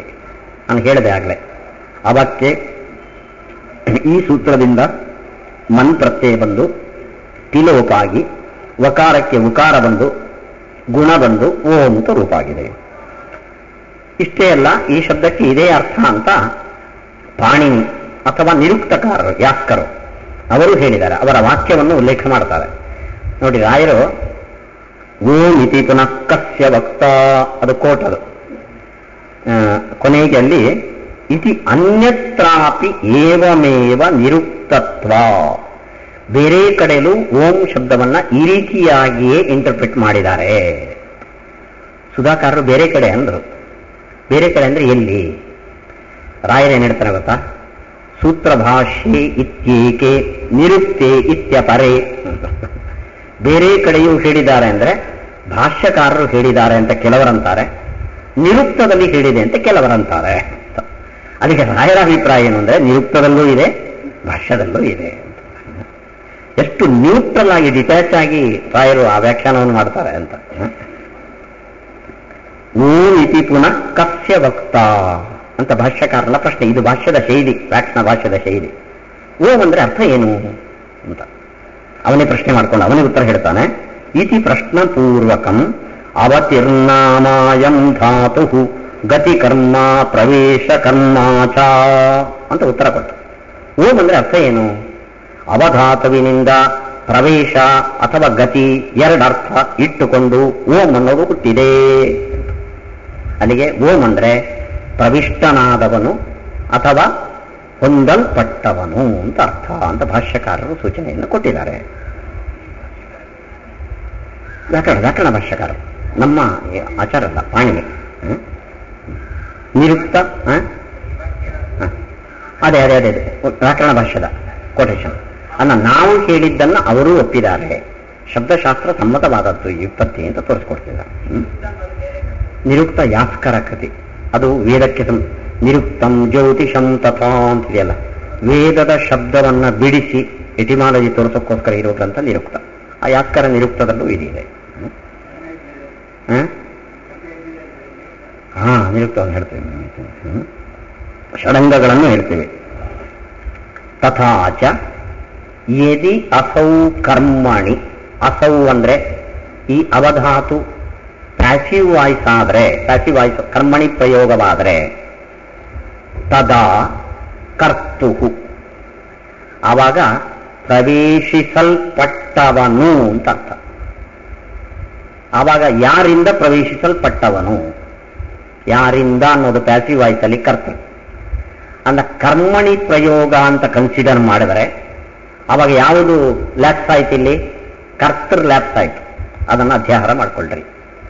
ಪ್ರವೇಶಿಸಲ್ಪಟ್ಟವನು ಯಾವುದರಿಂದ, ಗುಣಗಳಿಂದ. ಆ ಕರ್ತೃವಾಚಕ ಪದವನ್ನು ಅಧ್ಯಾಹಾರ ಮಾಡಿಕೊಳ್ಳಿ. ಅಲ್ಲಿಗೆ ಗುಣಗಳಿಂದ ಪ್ರವೇಶಿಸಲ್ಪಟ್ಟವನು ಅಂತಾಗತ್ತೆ. ಹೀಗೆ ಕರ್ಮಣಿ ಪ್ರಯೋಗ ಅಂತ ನೀವು ಪರಿಗಣನೆ ಮಾಡಿದರೆ ಕರ್ತೃವನ್ನು ಅಧ್ಯಾಹಾರ ಮಾಡ್ರಿ. ಕರ್ತುಹು ಯದಿವಾ ಕರ್ತರಿ, ಪ್ರವೇಶ ಹೊಂದಿದವನು. ಕರ್ತರಿ ಯಾವುಗಳನ್ನು, ಪ್ರವೇಶ ಹೊಂದಿದವನು ಅಂದ್ರೆ ಸಂಬಂಧ ಹೊಂದಿದವನು. ಯಾವುಗಳೊಂದಿಗೆ ಅಂದ್ರೆ ಗುಣಾನ್. ಅವಾಗ ಯಾವುದನ್ನು ಅಧ್ಯಾಹಾರ ಮಾಡ್ಕೋಬೇಕು? ಯದಿ ಕರ್ತರಿ ತದಾ ಕರ್ಮಣ, ಕರ್ಮವನ್ನು ಅಧ್ಯಾಹಾರ ಮಾಡ್ಕೊಳ್ಳಿ. ಗುಣಗಳಿಂದ ಪ್ರವೇಶಿಸಲ್ಪಟ್ಟವನು, ಗುಣಗಳನ್ನು ಹೊಂದಿದವನು. ಒಂದರ್ಥದಲ್ಲಿ ತೃತೀಯ, ಒಂದರ್ಥದಲ್ಲಿ ದ್ವಿತೀಯ. ಒಂದರ್ಥದಲ್ಲಿ ಕರ್ತೃವನ್ನು ಅಧ್ಯಾಹಾರ ಮಾಡಿ, ಇನ್ನೊಂದರ್ಥದಲ್ಲಿ ಕರ್ಮವನ್ನು ಅಧ್ಯಾಹಾರ ಮಾಡಿಕೊಳ್ಳ್ರಿ. ಕರ್ಮಣೋ ಅಪೇಕ್ಷಾಯಾಮ್ ಉಪಪದಾದಿ ಅಭಾವೇತಿ. ಯಾವುದನ್ನು ಅಂತ ಹೇಳುವ ಶಬ್ದ ಉಪಪದ, ಸಬಾರ್ಡಿನೇಟ್ ಪದ ಇಲ್ಲಿ ಇಲ್ಲ. ಮತ್ತೆ ಯಾವುದನ್ನು ಅಂತ ಅಧ್ಯಾಹಾರ ಮಾಡೋಣ? ಯಾವ ಕರ್ತೃವನ್ನು ಅಧ್ಯಾಹಾರ ಮಾಡೋಣ? ಯಾವ ಕರ್ಮವನ್ನು ಅಧ್ಯಾಹಾರ ಮಾಡೋಣ ಅಂದ್ರೆ ಯೋಗ್ಯತೆಯ. ಈ ಶಬ್ದವನ್ನು ಯಾರಿಗೆ ಅಪ್ಲೈ ಮಾಡ್ತಾ ಇದ್ದೀವಿ ಅಂತ ನೋಡ್ಕೊಳ್ರಿ. ಅವನಿಗೆ ಯಾವುದು ಯೋಗ್ಯನೋ ಅದನ್ನ ಅಧ್ಯಾಹಾರ ಮಾಡ್ಕೊಳ್ರಿ. ಅವ್ರಿಗೇನ್ರಿ ಬೇಕಾದಷ್ಟಿದೆ ಅಂತೇವಿ ನಾವು. ಬೇಕಾದಷ್ಟಿದೆ ಅಂದ್ರೆ ಏನು? ಬಡತನ ಇದೆಯೋ, ದುಡ್ಡು ಇದೆಯೋ? ಬೇಕಾದಷ್ಟು ಇದೆ ಅಂದ್ರೆ ಯಾರನ್ನು ನೀವು ಪಾಯಿಂಟ್ ಔಟ್ ಮಾಡ್ತೀರಿ? ಅಂದ್ರೆ ಯಾರೋ ದೊಡ್ಡ ಮನುಷ್ಯ ಟಾಟಾ ಆದ್ರಿಲ್ಲ, ಬೇಕಾದಷ್ಟಿದೆ ಅಂದ್ರೆ ದುಡ್ಡು ಬೇಕಾದಷ್ಟಿದೆ ಅಂತ ಅರ್ಥ. ಹಾಗೆ ಯೋಗ್ಯ ಪದವನ್ನು ಜೋಡಿಸಿಕೊಳ್ತೇವೆ ನಾವು. ಯೋಗ್ಯತೆಯ ಶ್ರುತ್ಯಂತರಾದಿ ಬಲಾದ್ವಾ, ಶ್ರುತಿಯ ಆಧಾರದಿಂದಲೂ. ಆ ಶ್ರುತಿಯನ್ನು ರಾಯರು ಹೇಳಿದರು. ಅಸೌ ಓಂಕಾರ, ಈ ಓಂಕಾರವು ತಸ್ಯ ಜಿಜ್ಞಾಸ್ಯಸ್ಯ. ನೋಡಿ, ಇದನ್ನು ಏನ್ ಮಾಡ್ತಿದ್ದಾರೆ ಟೀಕಾಕೃತ್ಪಾದರು ಅಂದ್ರೆ ವಕ್ತ್ಯಸೌ ತದ್ಗುಣೋತತಾಂ ಅಂತಿದೆ. ಆ ಭಾಷೆಯನ್ನ ಪಾಯಿಂಟ್ ಔಟ್ ಮಾಡ್ಕೊಂಡು ಹೇಳ್ತಾ ಇದ್ದಾರೆ.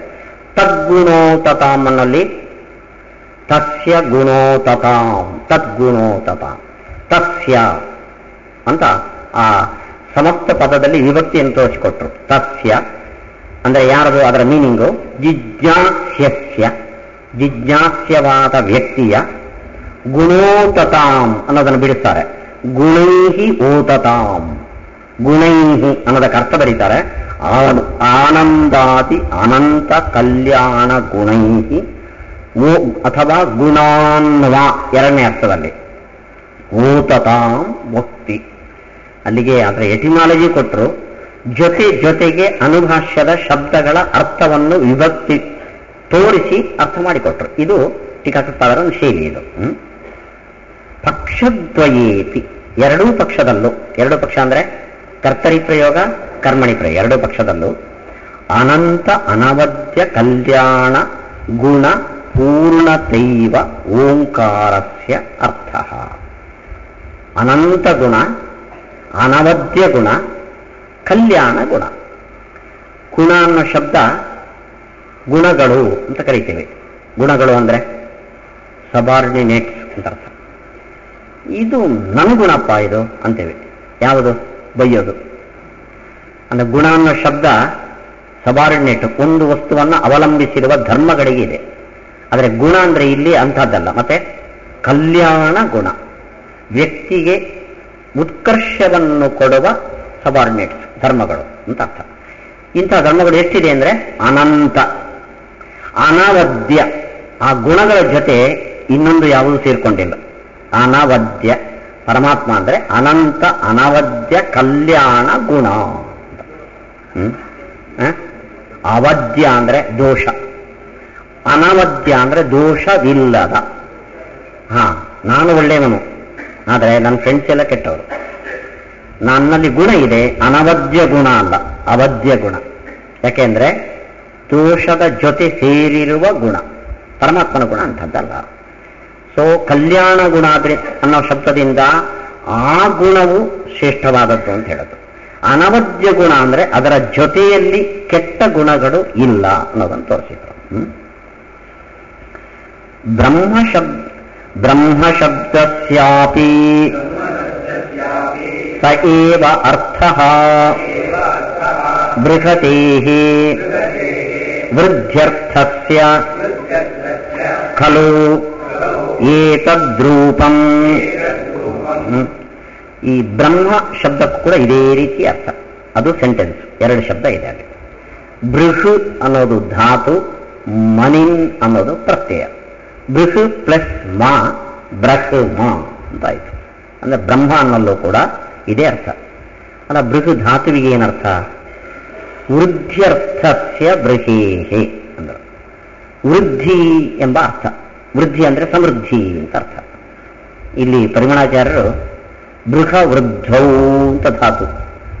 ಇವತ್ತು ಪಾಣಿನಿಯ ವ್ಯಾಕರಣವನ್ನ ನೀವು ಬುಡಮೇಲು ಮಾಡಿದ್ರು ಈ ಧಾತು ಸಿಗಲ್ಲ. ಇದಕ್ಕೆ ರಾಯರು ಹೇಳಿದ್ದಾರೆ ಇಲ್ಲಿ, ಇತಿ ಭೀಮಸೇನ ಧಾತು ಪಾಠೇ ಅಂತ. ಭೀಮಸೇನ ರಚಿಸಿದ ಒಂದು ಧಾತು ಪಾಠ ಇದೆ. ಆ ಧಾತು ಪಾಠದಲ್ಲಿ ಬೃಹ ವೃದ್ಧೌ ಅಂತ ಧಾತು ಇದೆ. ಆ ಧಾತುವಿಗೆ ಮನಿನ್ ಪ್ರತ್ಯಯ ಬಂದು ಬ್ರಹ್ಮ ಅಂತ ರೂಪ ಆಗಿದೆ. ಅಲ್ಲಿಗೆ ಸಮೃದ್ಧಿಯನ್ನು ಪಡೆದವನು ಅಂತ ಅರ್ಥ. ಯಾವ ಸಮೃದ್ಧಿ? ಧನಧಾನ್ಯ ಸಮೃದ್ಧಿ ಅಲ್ಲ, ನಮಗೆ ಬೇಕಾಗಿರೋದು ಗುಣದ ಸಮೃದ್ಧಿ ಅಂತ ಅರ್ಥ.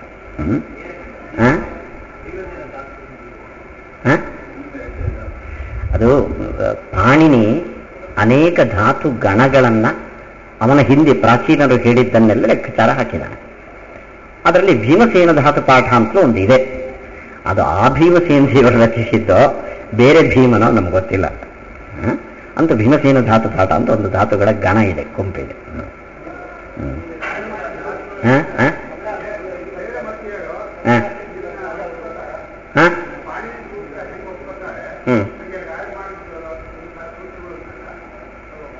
ರಾಯರು ಸೂತ್ರ ಯಾವುದು ಮಾಡಲಿಲ್ಲ.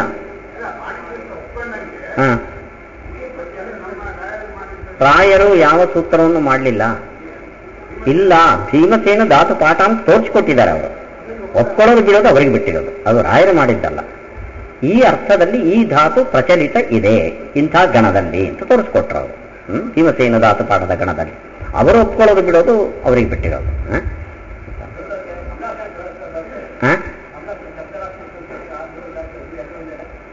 ಅಲ್ಲ, ಬೃಹ ವೃದ್ಧವು ಅಂತ ಬೇರೆ ಧಾತು. ಬೃಹ ಜೀವ ಜಾತಿ ಅದು ಇಲ್ಲಿ ಸಿಗ್ತದೆ, ನಿಮ್ಮ ಪಾಣಿನಿದ್ರೆ ಸಿಗ್ತದೆ. ನೀವು ಬೃಹ ವೃದ್ಧವು ಸಿಗಲ್ಲ, ಅದು ಭೀಮಸೇನ ಧಾತು ಪಾಠ ಅಂತ. ವೃದ್ಧಿ ಅಂತ ಅರ್ಥ, ಸಮೃದ್ಧಿ ಅಂತ ಅರ್ಥ. ಸಮೃದ್ಧಿ ಉಳ್ಳವನು, ಮನಿನ್ ಪ್ರತ್ಯಯ ಹೇಳಿದರೆ ಸಮೃದ್ಧಿಯನ್ನು ಹೊಂದಿದವನು. ಯಾವುದರ ಸಮೃದ್ಧಿ ಅಂದರೆ ಗುಣಗಳ ಸಮೃದ್ಧಿ. ಯೋಗ್ಯತೆಯ ಶ್ರುತಿ ಬಲಾಚ, ಪೂರ್ಣತೆ ಅಂತ ಅರ್ಥ. ಪೂರ್ಣತೆ. ಬ್ರಹ್ಮಶಬ್ದಸ್ಯಾಪಿ ಸ ಏವ ಅರ್ಥ. ಓಂ ಶಬ್ದಕ್ಕೆ ಏನರ್ಥನೋ ಗುಣಪೂರ್ಣ ಅಂತ, ಬ್ರಹ್ಮಶಬ್ದಕ್ಕೂ ಅದೇ ಅರ್ಥ. ಹೇಗೆಂದ್ರೆ ಬೃಹತೇಹೇ ವೃದ್ಧ್ಯರ್ಥಸ್ಯ, ವೃದ್ಧಿ ಎಂಬ ಅರ್ಥವುಳ್ಳ ಬೃಹಧಾತುವಿಗೆ, ಧಾತುವಿನ ಖಲು ಏತತ್ ರೂಪಂ, ಬ್ರಹ್ಮ ಎಂಬ ಶಬ್ದ ಆ ಧಾತುವಿನಿಂದ ಆಗಿದೆ.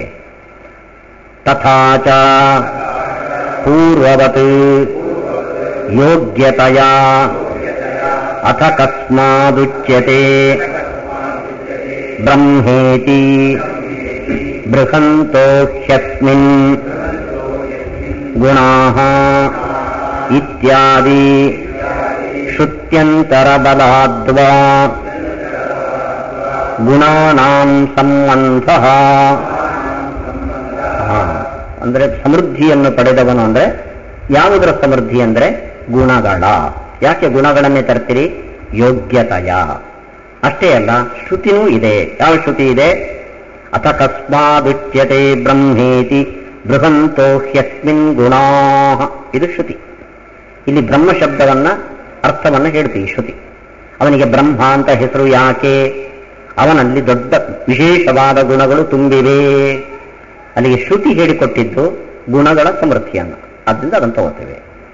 ಇಲ್ಲಿ ಒಂದು ಗಮನಿಸಿ, ಹಿಂದೆ ಓಂ ಶಬ್ದವನ್ನು ವ್ಯಾಖ್ಯಾನ ಮಾಡುವಾಗ ಗುಣಗಳನ್ನು ಹೊಂದಿದವನು, ಗುಣಗಳನ್ನು ಯಾಕೆ ತಕ್ಕ ಹೇಳ್ತೀರಿ? ಎರಡು ಕಾರಣ. ಯೋಗ್ಯತೆಯ ಶ್ರುತಿ ಬಲಾಚ. ಶ್ರುತಿ ಯಾವುದು ಅಂತ ಟೀಕಾಕೃತ್ಪಾದರು ಉಲ್ಲೇಖ ಮಾಡಲಿಲ್ಲ. ಇಲ್ಲಿ ಯೋಗ್ಯತೆಯ ಶ್ರುತಿ ಬಲಾಚ. ಶ್ರುತಿ ಯಾವುದು ಅಂತ ಹೇಳಿದ್ದಾರೆ. ಅಲ್ಲಿ ಶ್ರುತಿ ಯಾವುದು ಅಂತ ಯಾರು ಹೇಳಿದ್ದಾರೆ? ರಾಯರು ಹೇಳಿದ್ದಾರೆ. ಎಲ್ಲಿದ್ದ ಶ್ರುತಿ? ರಾಯರು ಸ್ವತಃ ಕಾಯಿನ್ ಮಾಡಿದ್ದಲ್ಲ, ಆಚಾರ್ಯರು ಗೀತಾಭಾಷ್ಯದಲ್ಲಿ ಹೇಳಿದ್ದನ್ನು ಹೇಳಿದ್ದಾರೆ. ಆಯ್ತಾ? ಇದು ಟೀಕೆಯ ಒಂದು ಶೈಲಿ. ನಾವು ಇದಕ್ಕೆ ತಪ್ಪು ಅರ್ಥ ಕಲ್ಪನೆ ಮಾಡಬಾರದು. ಶ್ರುತಿಯಿಂದಾಗಿಯೂ ಕೂಡ ಯಾವ ಶ್ರುತಿ ಅಂತ ಟೀಕಾಚಾರ್ಯ ಮರ್ತು ಹೋಯಿತು. ಅಲ್ಲಿ ಇಲ್ಲಿ ಜ್ಞಾಪಕ ಬಂತು, ಇಲ್ಲಿ ಕೋಟ್ ಮಾಡಿದ್ರು, ಅಲ್ಲಿ ಬಿಟ್ಟರು ಅಂತ. ಮರಿವು ನೆನಪು ಅನ್ನೋ ದೌರ್ಬಲ್ಯವನ್ನು ಕಲ್ಪನೆ ಮಾಡಿಕೊಳ್ಳೋದು ಟೀಕೆ ಭಾಷ್ಯಕಾರರ ಒಂದು ಶೈಲಿ ಇದು. ಇದನ್ನ ಟಿಪ್ಪಣಿಕಾರರಿಗೋಸ್ಕರ ಚಾಲೆಂಜ್ ಆಗಿ ಬಿಟ್ಟಿರ್ತಾರೆ ಅವರು. ಶ್ರುತಿಯಿಂದ ಅಂತ, ಶ್ರುತಿಯಿಂದ ಯಾವ್ದು ಓಡ್ಕೊಂಡಿರ್ತೀವಿ ಅಂತ. ಹಾಗೆ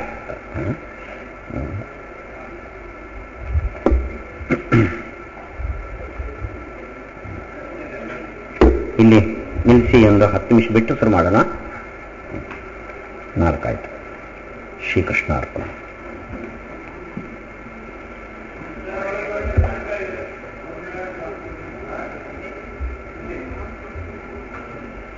ಈ 100 ರೂಪಾಯಿನ ಪ್ರಾಣದೇವರಿಗೆ ಕಾಣಿಕೆಯಾಗಿ ಶ್ರೀರಾಮ್.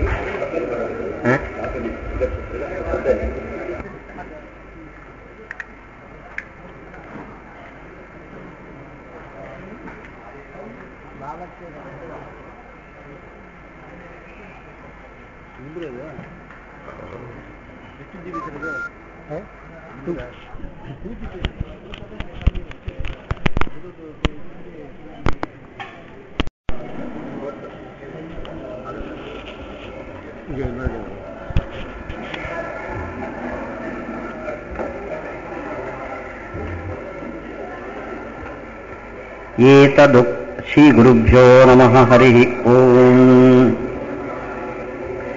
ಏತದುಕ್ತಂ ಭವತಿ ಯೌಗಿಕಾ ಹಿ ಶಬ್ದಾಃ ನ ಅವಶ್ಯಂ ಅರ್ಥಪ್ರತ್ಯಾಯನೇ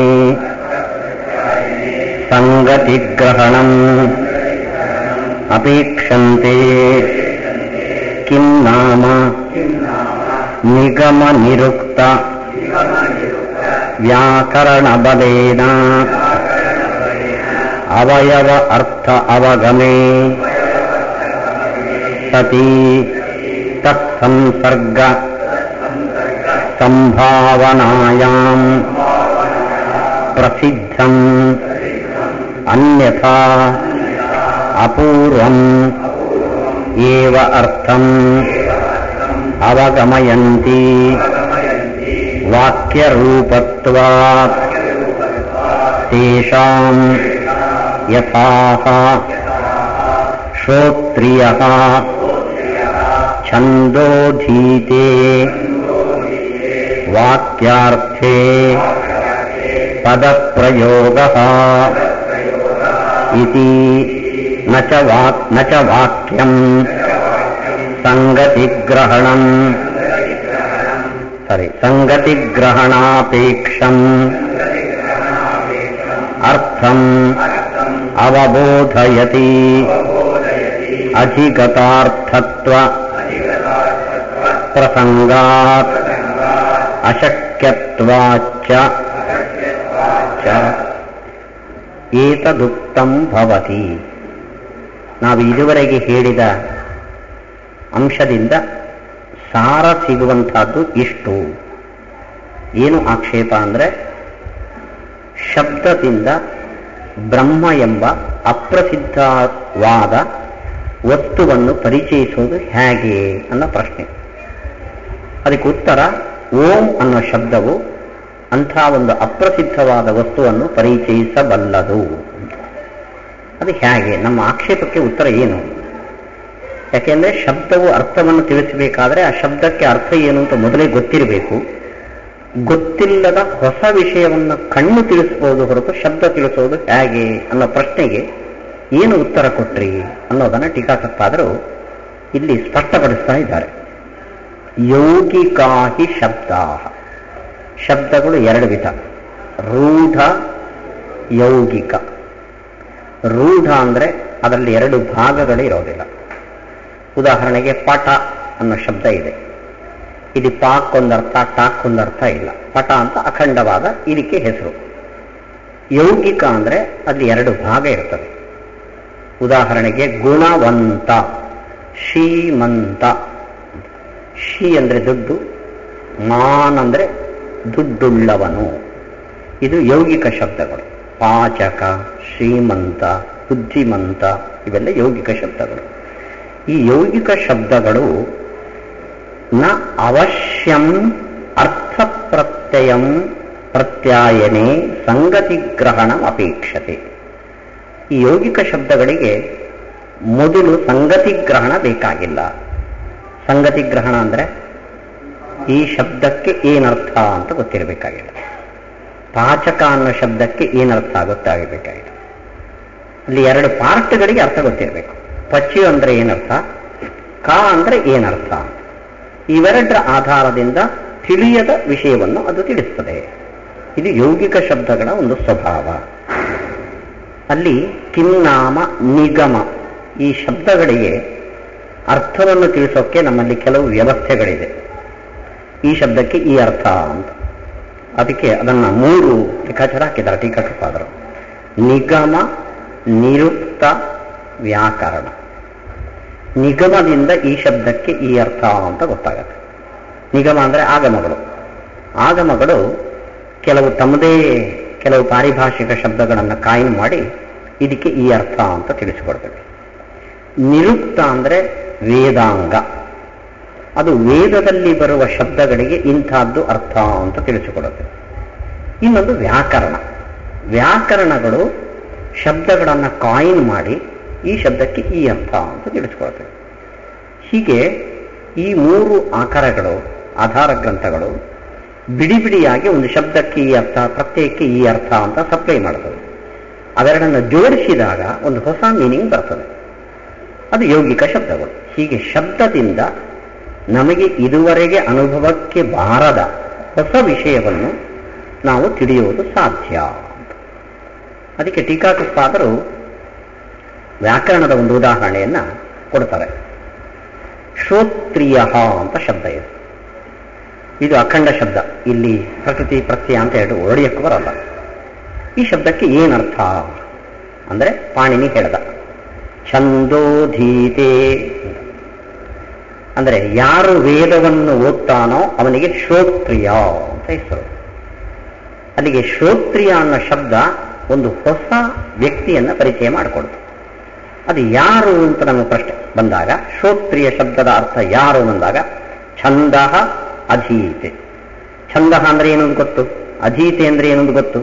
ಇವೆರಡನ್ನು ಜೋಡಿಸಿ ಒಂದು ಹೊಸ ಅರ್ಥವನ್ನು ಶ್ರೋತ್ರಿಯ ಶಬ್ದಕ್ಕೆ ಇಟ್ಟುಕೊಡ್ತು. ಹೀಗೆ ಛಂದ ಅಂದ್ರೆ ವೇದ, ಅಧೀತೆ ಅಂದ್ರೆ ಓದುವವನು, ವೇದವನ್ನು ಓದುವವನು. ಇದು ಶ್ರೋತ್ರಿಯ ಶಬ್ದದ ಅರ್ಥ. ಹೀಗೆ ಶ್ರೋತ್ರಿಯ ಅನ್ನೋ ಒಂದು ಶಬ್ದ ಅಖಂಡವಾದ ಶಬ್ದ, ಖಂಡವಾದ 2 ಶಬ್ದಗಳ ಅರ್ಥವನ್ನು ಒಂದೇ ಹೇಳುತ್ತೆ. ಅದರಿಂದ ಪಾಣಿನಿ ಹೇಳಿದ ವಾಕ್ಯಾರ್ಥೇ ಪದ ಪ್ರಯೋಗ. ವಾಕ್ಯದ ಅರ್ಥ ಅಂದ್ರೆ ಶ್ರೋತ್ರಿಯ ಶಬ್ದವನ್ನ ವಾಕ್ಯವಾಗಿ ಕನ್ವರ್ಟ್ ಮಾಡಿದ್ರೆ, ಛಂದೋಧೀತೆ ವೇದವನ್ನು ಓದ್ತಾನೆ, ಈ ಎರಡು ಶಬ್ದಗಳಿಗೆ ಒಂದೇ ಶಬ್ದ ಸಬಾರ್ಡಿನೇಟ್ ಯಾವುದು? ಶ್ರೋತ್ರಿಯ. ಹೀಗೆ ತಿಳಿದ ಎರಡು ಶಬ್ದಗಳಿಂದ ತಿಳಿಯದ ಒಂದು ಅರ್ಥವನ್ನು ನಾವು ತಿಳ್ಕೊಂಡು ಅದಕ್ಕೊಂದು ಶಬ್ದವನ್ನು ಕಾಯಿನ್ ಮಾಡೋಕೆ ಸಾಧ್ಯ. ಹಾಗೆ ಬ್ರಹ್ಮ ಅಂದ್ರೆ ಯಾರು ಅಂತ ನಾವು ಪರಿಚಯ ಮಾಡಿಕೊಡ್ಬೇಕು. ನಮಗೆ ತಿಳಿದ ಶಬ್ದ ಗುಣ ಅಂತ ಒಂದು ಶಬ್ದ, ತಿಳಿದ ಶಬ್ದ ಪೂರ್ಣ ಅಂತ ಇನ್ನೊಂದು ಶಬ್ದ. ಗುಣ ಪೂರ್ಣ ಚೇತನ ಅನ್ನೋ ಸೆಂಟೆನ್ಸಿನ ಅರ್ಥವನ್ನು ಬ್ರಹ್ಮ ಅನ್ನೋದು ಹೇಳುತ್ತೆ. ಆದ್ದರಿಂದ ಶಬ್ದದಿಂದ ತಿಳಿದ ಅರ್ಥವುಳ್ಳ ಶಬ್ದಗಳಿಂದ ತಿಳಿಯದ ಅಪೂರ್ವವಾದ ಒಂದು ವಸ್ತುವನ್ನು ನಾವು ತಿಳ್ಕೊಳ್ಳೋದು ಸಾಧ್ಯ. ಅದಕ್ಕೆ ಉದಾಹರಣೆ ಬ್ರಹ್ಮ, ಓಂ. ಆದ್ದರಿಂದ ಜಿಜ್ಞಾಸೆಗೆ ನಮಗೆ ತಿಳಿದ ಪ್ರಾಪಂಚಿಕ ಜಡವಸ್ತುಗಳಾಗಲಿ ಜೀವಚೇತನನಾಗಲಿ ವಿಷಯ ಅಲ್ಲ. ಇವೆರಡಕ್ಕಿಂತ ವಿಲಕ್ಷಣವಾದ, ನಾವು ತಿಳಿಯದ ಆದರೆ ತಿಳಿದುಕೊಳ್ಳಬಹುದಾದ ಒಂದು ಚೇತನ ಬ್ರಹ್ಮ, ಅದು ವಿಷಯ. ಅದನ್ನು ಹೇಗೆ ಪರಿಚಯ ಮಾಡಿಸಿಕೊಡ್ತೀವಿ ಅಂದರೆ ವಾಕ್ಯದ ಮೂಲಕ ಪರಿಚಯ ಮಾಡಿಸಿಕೊಡ್ತೇವೆ. ಅಂದ ಜಿಜ್ಞಾಸೆಗೆ ವಿಷಯ ಇಲ್ಲ ಅಂತ ಹೇಳಬೇಡ್ರಿ. ಇವಿಷ್ಟು ಭಾಷ್ಯಕಾರರ ಅಭಿಪ್ರಾಯ. ನಿಗಮ ನಿರುಕ್ತ ವ್ಯಾಕರಣ ಬಲೇನ, ಇವುಗಳ ಆಧಾರದಿಂದ ಅವಯವ ಅರ್ಥ ಅವಗಮೇ ಸತಿ. ಅವಯವ ಅಂದ್ರೆ ಎರಡು ಪಾರ್ಟ್. ಪಾಚಕ, ಈ ಶಬ್ದದ ಅವಯವ ಪಾಚಕ, ಅದರ ಅರ್ಥ ಅವಗಮೇ ಸತಿ ತಿಳಿದಾಗ ತತ್ಸಂಸರ್ಗ ಸಂಭಾವನಾಯಾಮ್, ಅವೆರಡನ್ನ ಸಂಸರ್ಗ ಅಂದ್ರೆ ಜೋಡಿಸಿದಾಗ. ಪಚನ ಅನ್ನೋದೊಂದು ಕ್ರಿಯೆ, ಕ ಅಂದ್ರೆ ಮಾಡುವವನು, ಪಾಕ ಅಡಿಗೆಯ ಕ್ರಿಯೆಯನ್ನು ಮಾಡುವವನು, ಜೋಡಿಸಿದಾಗ ಒಂದು ಹೊಸ ಶಬ್ದ ಅದಕ್ಕೆ ಕ್ರಿಯೇಟ್ ಆಗತ್ತೆ. ತತ್ಸಂಸರ್ಗ ಸಂಭಾವನಾಯ ಪ್ರಸಿದ್ಧಂ ಅನ್ಯಥಾ, ಪ್ರಸಿದ್ಧವಲ್ಲದ ಅಪೂರ್ವಮೇವ ಅರ್ಥಂ ಅವಗಮಯಂತಿ ಯೋಗಿಕಾ ಶಬ್ದ. ವಾಕ್ಯರೂಪತ್ವಾತ್ ತೇಷಾಂ, ಯೌಗಿಕ ಶಬ್ದಗಳು ವಾಕ್ಯದಂತೆ. ವಾಕ್ಯದಲ್ಲಿ 3-4 ಶಬ್ದಗಳು ಬಿಡಿಬಿಡಿಯಾಗಿರ್ತದೆ, ಇದು ಸೇರ್ಕೊಂಡಿರ್ತದೆ.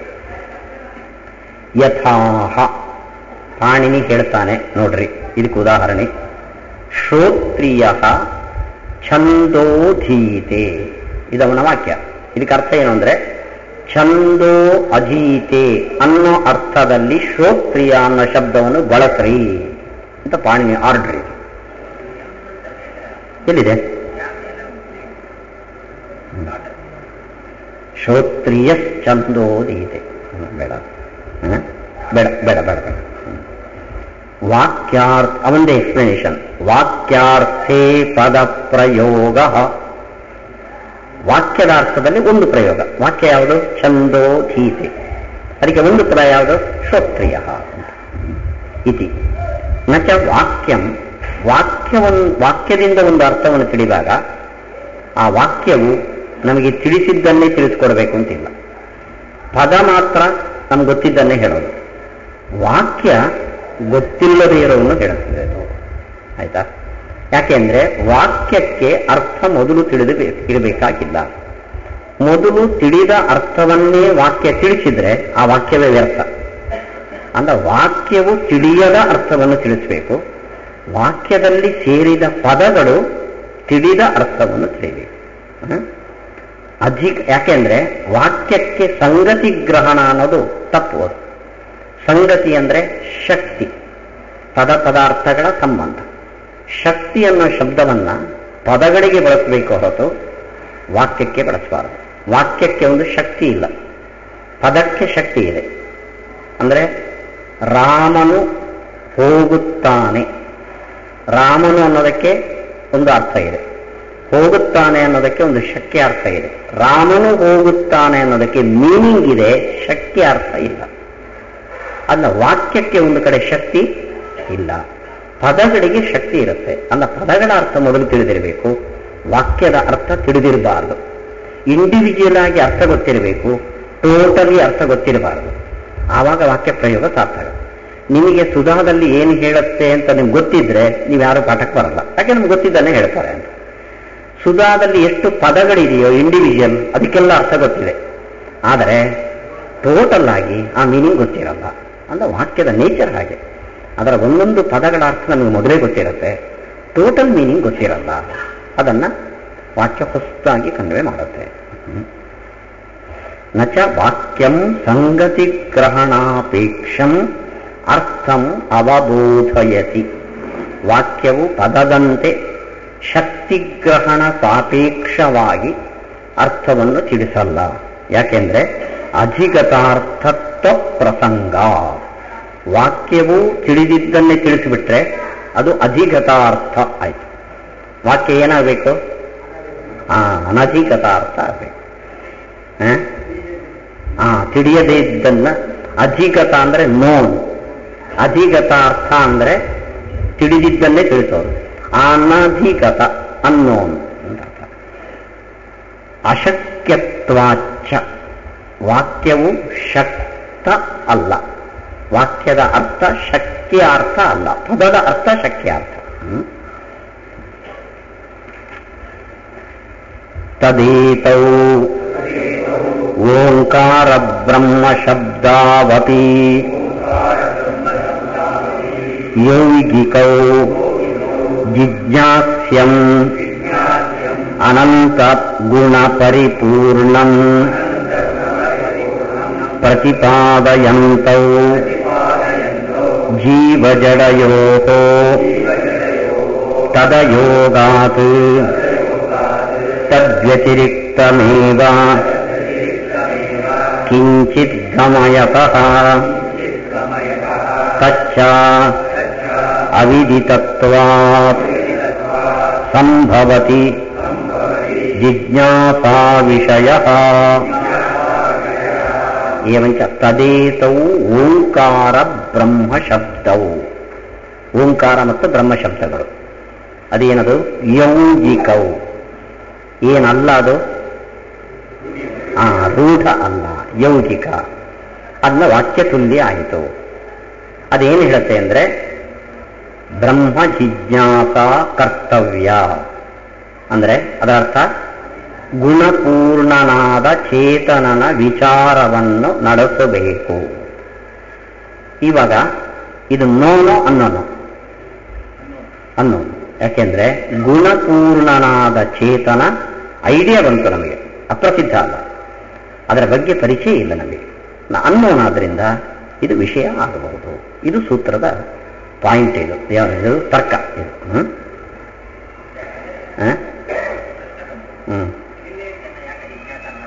ಯಾವುದನ್ನ? ಗೊತ್ತಿಲ್ಲದಿದ್ದನ್ನೇ ಜಿಜ್ಞಾಸೆ ಮಾಡಬೇಕು ಅಂತ ಬಂದಿದ್ದು. ಗೊತ್ತಿದ್ದದನ್ನ ಜಿಜ್ಞಾಸೆ ಮಾಡಿಕೊಡೋದು. ಅಪ್ರಸಿದ್ಧವಾದದ್ದನ್ನು ಜಿಜ್ಞಾಸೆ ಮಾಡಕ್ ಬರಲ್ಲ, ಪ್ರಸಿದ್ಧವಾದನ್ನು ಜಿಜ್ಞಾಸೆ ಮಾಡಕ್ ಬರಲ್ಲ. ಮಧ್ಯದಲ್ಲಿ ಇರಬೇಕು, ತಿಳಿದಿರಬೇಕು, ಪೂರ್ಣ ತಿಳಿದಿರಬಾರದು. ಇವಾಗ ಗುಣಪೂರ್ಣ ತಿಳುವಳಿಕೆ ಬಂತು. ನೆಕ್ಸ್ಟ್ ಅದರ ನೇಚರ್ ಹೇಳಿ ಜಿಜ್ಞಾಸೆ ಮಾಡಬೇಕು. ತದೇತೌ, ಈ ಓಂಕಾರ ಬ್ರಹ್ಮ ಶಬ್ದವು ಅಪಿ ಯೌಗಿಕವು, ಅದು ಯೌಗಿಕ, ಅದು ವಾಕ್ಯ ತುಲ್ಯ. ಅದೇನು ಹೇಳ್ತವೆ ಅಂದ್ರೆ ಜಿಜ್ಞಾಸ್ಯಂ, ವಿಚಾರ ಮಾಡಲ್ಪಡಬೇಕಾದ ಅನಂತ ಗುಣ ಪರಿಪೂರ್ಣಂ, ಅನಂತ ಗುಣ ಪರಿಪೂರ್ಣನಾದ ವ್ಯಕ್ತಿಯನ್ನ ಪ್ರತಿಪಾದಯಂತವು ತಿಳಿಸ್ತಾ ಇದೆ. ಎರಡು ಶಬ್ದಗಳು. ಜೀವ ಜಡಯೋಹೋ, ಜೀವನೂ ಅನಂತ ಗುಣ ಪರಿಪೂರ್ಣ ಅಲ್ಲ, ಜಡನೂ ಅನಂತ ಗುಣ ಪರಿಪೂರ್ಣ ಅಲ್ಲ. ಜೀವ ಜಡಯೋಹೋ ತದಯೋಗ. ತದಯೋಗಾತ್ ಅಂದ್ರೆ ಗುಣ ಪರಿಪೂರ್ಣತ್ವ ಇಲ್ಲ. ಆದ್ದರಿಂದ ತದ್ವ್ಯತಿರಿಕ್ತಮೇವ, ಇವೆರಡಕ್ಕಿಂತ ಬೇರೆಯಾದ ಕಿಂಚಿತ್, ಯಾವುದೋ ಒಂದು ಚೇತನವನ್ನು ಗಮಯತಃ ತಿಳಿಸಿ ಕೊಡ್ತವೆ ಈ ಎರಡು ಶಬ್ದಗಳು. ತಚ್ಚ, ಅಂಥ ವಸ್ತು ಅವಿದಿತತ್ವ, ನಮಗೆ ತಿಳಿದಿಲ್ಲ. ಆದ್ದರಿಂದ ಸಂಭವತಿ ಜಿಜ್ಞಾಸಾ ವಿಷಯ, ಜಿಜ್ಞಾಸೆಗೆ ಯಾವುದು ವಿಷಯ ಆಗಲ್ಲ, ಯಾವುದು ತಿಳಿದಿದೆಯೋ ಅದು ವಿಷಯ ಆಗಲ್ಲ. ಇದು ಅವಿದಿತ, ತಿಳಿದಿಲ್ಲ, ಅದನ್ನ ವಿಷಯ ಆಗಬಹುದು. ನಚ ತತ್ರಾಪಿ ಗುಣಪೂರ್ಣತಾ ವಿರುದ್ಧ ಪ್ರಾಕ್ ಪ್ರತೀತೇಃ ನಿರಾಶ್ರಯಸ್ಯ ವಿರೋಧಿ ಪ್ರತ್ಯಯಸ್ಯ ಅನುತ್ಥಾನಾತ್ ಪ್ರತೀತ್ಯಾ ಚ ಏವಮೇವ ಸಿದ್ಧತ್ವಾತ್ ಇತಿ. ಗುಣಪೂರ್ಣವಾದ ವಸ್ತುವನ್ನು ಜಿಜ್ಞಾಸ ಮಾಡಬೇಕು ಅಂತ ಸೂತ್ರ ಹೇಳಿದರೆ ಇಂಥದ್ದು ಒಂದು ಇಂಪಾಸಿಬಲ್ ಪ್ರಶ್ನೆ ಬರಲ್ವೇ? ಯಾಕೆಂದ್ರೆ ನಾವು ಯಾರನ್ನೇ ನೋಡಲಿ, ಯಾವುದನ್ನೇ ನೋಡಲಿ, ಅದರಲ್ಲಿ ಒಂದಲ್ಲ ಒಂದು ದೋಷ ಇದ್ದೇ ಇರುತ್ತೆ. ಗುಣವೇ ತುಂಬಿರೋದು ಇದು ಸಾಧ್ಯ ಇಲ್ಲದ ವಸ್ತು. ಇಂಥದ್ದು ವಸ್ತು ಅಪ್ರಸಿದ್ಧ. ಇಂಥದ್ದನ್ನು ಜಿಜ್ಞಾಸೆ ಮಾಡಬೇಕು ಅಂತ ಸೂತ್ರ ಹೇಳಿಬಿಟ್ರೆ ಇದು ಅಪ್ರಸಿದ್ಧ ಅಲ್ಲವೋ? ಜಿಜ್ಞಾಸಕ್ಕೆ ವಿಷಯ ಹೇಗಾಗತ್ತೆ? ಜಿಜ್ಞಾಸಕ್ಕೆ ವಿಷಯವಾದ್ದು ಪ್ರಸಿದ್ಧನೂ ಆಗಬಾರ್ದು, ಅಪ್ರಸಿದ್ಧನೂ ಆಗಬಾರ್ದು, ಪಾಸಿಬಲ್ ಆಗಬೇಕು. ಗುಣಪೂರ್ಣವಾದ ಇಂಪಾಸಿಬಲ್, ಅದನ್ನು ಜಿಜ್ಞಾಸ್ಯ ಅಂತ ಹೇಗೆ ಹೇಳ್ತೀರಿ ಅಂತ ಪ್ರಶ್ನೆ. ಇಂಪಾಸಿಬಲ್ ಅಂತ ಯಾವತ್ತು ಹೇಳೋದು ನೀವು? ಅದು ಗೊತ್ತಿದೆ. ಗುಣಪೂರ್ಣ ಅಂದಾಗ ಇಂಪಾಸಿಬಲ್ ಅಂದ್ರೆ ಅದರ ಪರಿಚಯ ಇದ್ದು ಅದು ಗುಣಪೂರ್ಣ ಅಂತ ತಿಳಿದಾಗ ಇಂಪಾಸಿಬಲ್ ಅಂತೀರಿ, ಅಪ್ರಸಿದ್ಧ, ಇದು ವಿರುದ್ಧ ಅಂತೀರಿ. ಆದರೆ ಅದು ಮೊದಲು ಗೊತ್ತಿಲ್ಲ, ಅದರ ಪರಿಚಯ ಇಲ್ಲ. ಅದನ್ನು ಪರಿಚಯ ಮಾಡೋದೇ ಓಂ ಅನ್ನೋ ಶಬ್ದ. ಓಂ ಶಬ್ದ ಪರಿಚಯ ಮಾಡುವಾಗಲೇ ಏನಂತ ಪರಿಚಯ ಮಾಡ್ತದೆ? ಗುಣಪೂರ್ಣ ಅಂತ ಪರಿಚಯ ಮಾಡುತ್ತದೆ. ಅಲ್ಲಿಗೆ ಮೊದಲು ಅದರ ಕಲ್ಪನೆಯೇ ಇಲ್ಲದಿದ್ದರಿಂದ ವಿರುದ್ಧ ಅಂತ ಹೇಳೋಕೆ ಬರಲ್ಲ. ಅದು ತಿಳಿದಾಗ ಗುಣಪೂರ್ಣವಾಗಿಯೇ ತಿಳಿಯಲ್ಪಡ್ತದೆ. ಇಂಪಾಸಿಬಲ್ ಅನ್ನಬೇಕಾದ್ರೆ ಮೊದಲು ತಿಳಿದಬೇಕು, ಆಮೇಲೆ ಗುಣಪೂರ್ಣತ್ವ ತಿಳಿದರೆ ಅದು ಹೀಗಾಗೋ ಸಾಧ್ಯ ಇಲ್ಲ. ಅದು ಅನ್ನೋ ಕಲ್ಪನೆ ಬರುವಾಗಲೇ ಗುಣಪೂರ್ಣ ಅನ್ನೋ ಕಲ್ಪನೆ ಜೊತೆಯಲ್ಲಿ ಬಂದರೆ ವಿರೋಧ ಅನ್ನೋ ಪ್ರಶ್ನೆ ಇಲ್ಲ. ಇದು ತುಂಬಾ ಶಾಸ್ತ್ರೀಯವಾದ ಒಂದು ವಿಷಯ. ಇದು ಎಲ್ಲ ದರ್ಶನಗಳಲ್ಲಿ ಬರುವಂತಹದ್ದು. ಸಿದ್ಧನ್ನೇವ ತಥಾ ಸಿದ್ಧ್ಯತಿ ಅಂತ. ಅದರ ಕಲ್ಪನೆ ಬರುವಾಗಲೇ ಹಾಗೆ ಕಲ್ಪನೆ ಬರ್ತದೆ. ಆದ್ದರಿಂದ ಇಲ್ಲಿ ವಿರೋಧವನ್ನು ಶಂಕೆ ಮಾಡಿಕೊಳ್ಳೋದು.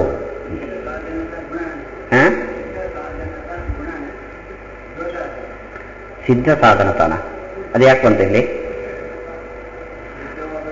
ಅಲ್ಲಲ್ಲ, ಅದು ನಿಮ್ಮ ಕಲ್ಪನೆಗೆ ಬರುವಾಗಲೇ ಈ ರೀತಿಯಿಂದಲೇ ಅದರ ಐಡಿಯಾವನ್ನು ಶ್ರುತಿ ಕೊಡ್ತದೆ.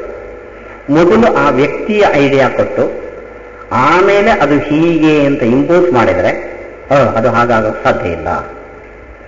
ಒಂದು ಚೇತನ ಅಂತಿದೆ, ಅದು ನಿರುತ್ತರ ಅಲ್ಲ, ಗುಣಪೂರ್ಣವಾದದ್ದು ಅಂದ ಕೂಡಲೇ ನಿಮ್ಗೆ ಇಂಪಾಸಿಬಲ್ ಅನ್ಸುತ್ತೆ. ಚೇತನ ಅಂತೀರಿ, ಗುಣಪೂರ್ಣ ಅಂತೀರಿ, ಸಾಧ್ಯ ಇಲ್ಲ ಅಂತ. ಆದರೆ ಅದು ಇಂಟ್ರೊಡ್ಯೂಸ್ ಮಾಡುವಾಗಲೇ ಗುಣಪೂರ್ಣವಾದ ಚೇತನ ಅಂತ ಇಂಟ್ರೊಡ್ಯೂಸ್ ಮಾಡುತ್ತೆ. ಆವಾಗ ನಿಮಗೆ ವ್ಯವಧಾನವೇ ಇಲ್ಲ. ಚೇತನ, ಗುಣಪೂರ್ಣ, ಆಮೇಲೆ ಹೇಳ್ತೀರಿ, ಆವಾಗ ಹಾಗೆ ಹೇಳಿದ್ರಿ, ಅಲ್ಲಿ ಆ ಕಾಲದ ವ್ಯವಧಾನವೇ ಇಲ್ಲ. ಅಂದ ಸಿದ್ಧವಾಗವಾಗಲೇ ಲೋಕ ವಿಲಕ್ಷಣವಾಗಿ ಸಿದ್ಧ ಆಗುತ್ತೆ ಅದು. ಆದ್ರಿಂದ ಅಲ್ಲಿ ಪಾಸಿಬಿಲಿಟಿ ಇಂಪಾಸಿಬಿಲಿಟಿ ಬರೋಲ್ಲ ನಮ್ಮ ಪ್ರಶ್ನೆ. ವಿಷ್ಣು ತತ್ವ ನಿರ್ಣಯದಲ್ಲಿ ಇದಕ್ಕೊಂದು ಉದಾಹರಣೆ ಕೊಟ್ಟಿದ್ದಾರೆ, ಜ್ಞಾಪಕ ಇದೆಯಾ? ಅಲ್ಲ, ಸಿದ್ಧವಾಗವಾಗಲೇ ಲೋಕ ವಿಲಕ್ಷಣವಾಗಿ ಸಿದ್ಧ ಆಗತ್ತೆ. ಉತ್ತಾನಾವೈ ದೇವಗವಾಶ್ಚರಂತಿ ಅಂತ. ದೇವತೆಗಳ ಗೋವುಗಳು ಕಾಲ ಮೇಲೆ ತಲೆ ಕೆಳಗಡೆ ನಡೀತವೆ ಅಂತ. ಇದು ನಿಮಗೆ ಇಂಪಾಸಿಬಲ್ ಅನ್ನಿಸೋದು. ಅದು ಲೋಕ ವಿಲಕ್ಷಣ ಆದ್ರಿಂದ ಅದು ಸಿದ್ಧ ಆಗೋಲ್ಲ, ಸಿದ್ಧ ಆಗತ್ತೆ.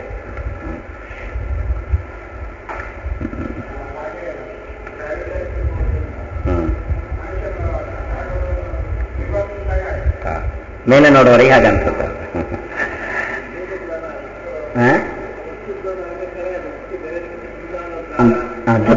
ಆವಾಗಲೇ ಆಗ್ಬಿಡ್ತದೆ ಅಲ್ಲಿ. ಆ ಮೊದಲು ಆಮೇಲೆ ಅನ್ನೋ ಜಾತಿ ಇಲ್ಲ ನೋಡಿ. ನಚ ತತ್ರಾಪಿ ಗುಣಪೂರ್ಣತಾ ವಿರುದ್ಧ. ತತ್ರ ಜಡಚೇತನಗಳಿಗಿಂತ ವಿಲಕ್ಷಣವಾದ ಒಂದು ವಸ್ತುವಿನಲ್ಲಿ ಗುಣಪೂರ್ಣತಾ, ಪೂರ್ಣ ಗುಣ ಇರುವಿಕೆಯು ವಿರುದ್ಧ ಸಾಧ್ಯ ಇಲ್ಲ. ನಚ ಯಾಕೆಂದ್ರೆ ಪ್ರಾಕ್ ಪ್ರತೀತೇ ಗುಣಪೂರ್ಣತ್ವ ಪ್ರತೀತಿಗಿಂತ ಮೊದಲು, ಗುಣಪೂರ್ಣತ್ವ ಪ್ರತೀತಿ ಆಮೇಲೆ ಅದಕ್ಕಿಂತ ಮೊದಲು ನಿರಾಶ್ರಯಸ್ಯ ವಿರೋಧಿ ಪ್ರತ್ಯಯಸ್ಯ ಅನುದಯಾತ್ ಅನುತ್ಥಾನಾತ್. ಮೊದಲು ಗುಣಪೂರ್ಣತ್ವ ವಿರುದ್ಧ ಅನ್ನೋ ಕಲ್ಪನೆ ಬರ್ಲಿಕ್ಕೆ ಸಾಧ್ಯ ಇಲ್ಲ. ಎಲ್ಲಿ ವಿರುದ್ಧ ಅಂತ ಕೇಳ್ತೀವಿ ನಾವು, ಯಾಕೆಂದ್ರೆ ಆ ಚೇತನವನ್ನು ಇಂಟ್ರೊಡ್ಯೂಸೇ ಮಾಡಲಿಲ್ಲ ನಾವು. ಅಲ್ಲ, ಪ್ರಾಕ್ ಆ ವಸ್ತು ತಿಳಿಯೋಕ್ಕಿಂತ ಮುಂಚೆ ನಿರಾಶ್ರಯಸ್ಯ ಇಂಥದ್ರಲ್ಲಿ ಅನ್ನಬೇಕು ನೀವು. ಅಂಥದ್ರಲ್ಲಿ ಅನ್ನೋ ಆಶ್ರಯವೇ ನಿಮ್ಗೆ ಗೊತ್ತಿಲ್ಲ. ನಿರಾಶ್ರಯಸ್ಯ ವಿರೋಧಿ ಪ್ರತ್ಯಯಸ್ಯ ಅನುತ್ಥಾನ. ಇನ್ನು ಆ ವ್ಯಕ್ತಿ ಪರಿಚಯ ಆದ ಮೇಲೆ ಅವನಲ್ಲಿ ಗುಣಪೂರ್ಣತ್ವ ಇರೋಕ್ಕೆ ಸಾಧ್ಯ ಇಲ್ಲ ಅನ್ಬೇಕು. ಮೇಲೆ ಕೆಳಗೆ ಇಲ್ವಿಲ್ಲ. ಅಲ್ಲಿ ವ್ಯಕ್ತಿ ಪರಿಚಯ ಆಗುವಾಗಲೇ ಗುಣಪೂರ್ಣನಾಗಿಯೇ ಪರಿಚಯ ಮಾಡ್ತಾನೆ. ಇದನ್ನ ಕನ್ವಿನ್ಸ್ ಮಾಡೋದು ಇದು ಶಾಸ್ತ್ರದ ಒಂದು ಪ್ರಕ್ರಿಯೆ.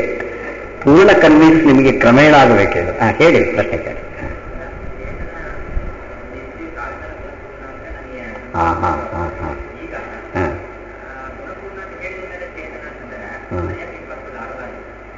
ಗುಣಪೂರ್ಣ ಅಂತ ಹೇಳಿದ ಮೇಲೆ ಮಾಡಲ್ಲ, ಅದನ್ನೇ ಹೇಳಿಲ್ಲ, ಒಟ್ಟಿಗೆ. ನೋಡಿ, ನಾವು ಪರಿಚಯ ಮಾಡಿದಾಗಲೇ ಆ ವ್ಯಕ್ತಿ ನಿಮ್ಮಂತಲ್ಲ, ನಿಮಗಿಂತ ವಿಲಕ್ಷಣ ಅಂತ ಪರಿಚಯ ಮಾಡಿದ್ದೀವಿ. ವಿಲಕ್ಷಣ ಅಂದ್ರೆ ಹೇಗೆ? ಅದನ್ನು ತೋರಿಸ್ಕೊಟ್ಟಿದ್ದೇವೆ, ಗುಣಪೂರ್ಣನಾದ ವ್ಯಕ್ತಿ. ಸೊ ಇಲ್ಲಿ ಇಂಪಾಸಿಬಿಲಿಟಿ ಅಂತ ಆಮೇಲೆ ಹೇಳಬಾರ್ದು, ವ್ಯಕ್ತಿ ಅಂತ ಪರಿಚಯ ಮಾಡಿಸಿ ಗುಣಪೂರ್ಣ ಅಂದಾಗ ವ್ಯಕ್ತಿ ಅಂದ ಕೂಡಲೇ ನಮಗೆ ಅಜ್ಞಾನ ಅಂತ ದೋಷ ಸಂಭಾವನೆ ಬಂತು. ಗುಣಪೂರ್ಣ ಅಂದ್ರೆ ಅದಕ್ಕೆ ವ್ಯವಧಾನ ಇದ್ದರೆ ವಿರೋಧ ಬರ್ತದೆ, ಅವ್ಯವಧಾನ ಇದ್ದರೆ ವಿರೋಧಕ್ಕೆ ಅವಕಾಶ ಇಲ್ಲ. ಇದೊಂದು ಶಾಸ್ತ್ರದ ಪ್ರಕ್ರಿಯೆ. ಇದು ಇದು ನಮ್ಮಲ್ಲಿ ಮಾತ್ರ ಅಲ್ಲ, ಎಲ್ಲ ನೈಯಾಯಿಕರು, ಮೀಮಾಂಸಕರು ಇವರೆಲ್ಲ ಇಂಥ ಒಂದು ತತ್ವಗಳನ್ನು ಹೋಗ್ತಾರೆ. ವಿಶೇಷ ಅಂತ ನೈಯಾಯಿಕರು ಹೋಗ್ತಾರೆ, ಅವರು ಇದೇ ರೀತಿ ಹೇಳ್ತಾರೆ. ಅದಕ್ಕೊಂದು ಪೆಕ್ಯೂಲಿಯರ್ ಆದ ಕ್ವಾಲಿಟಿಯನ್ನು ಹೋಗ್ತಾರೆ ಅವರು ವಿಶೇಷಕ್ಕೆ. ಅಲ್ಲ, ಅದು ಎಲ್ಲೂ ಕಂಡಿಲ್ಲ, ಇದಕ್ಕೆ ಅದು ಸಿದ್ಧ ಆಗುವಾಗಲೇ ಸಿದ್ಧ ಆಗತ್ತೆ.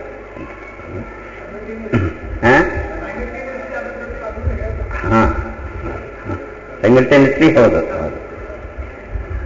ಪ್ರತೀತ್ಯಾಚ ಏವಮೇವ ಸಿದ್ಧತ್ವಾತ್. ಅದು ಇಂಟ್ರೊಡ್ಯೂಸ್ ಆದಾಗಲೇ ಪ್ರತೀತ್ಯ ಅಂದರೆ ಪ್ರಥಮ ಪ್ರತೀತಿಯಲ್ಲೇ ಏವಮೇವ ಲೋಕ ವಿಲಕ್ಷಣವಾಗಿ ಸರ್ವಗುಣಪೂರ್ಣವಾಗಿ ಸಿದ್ಧತ್ವ.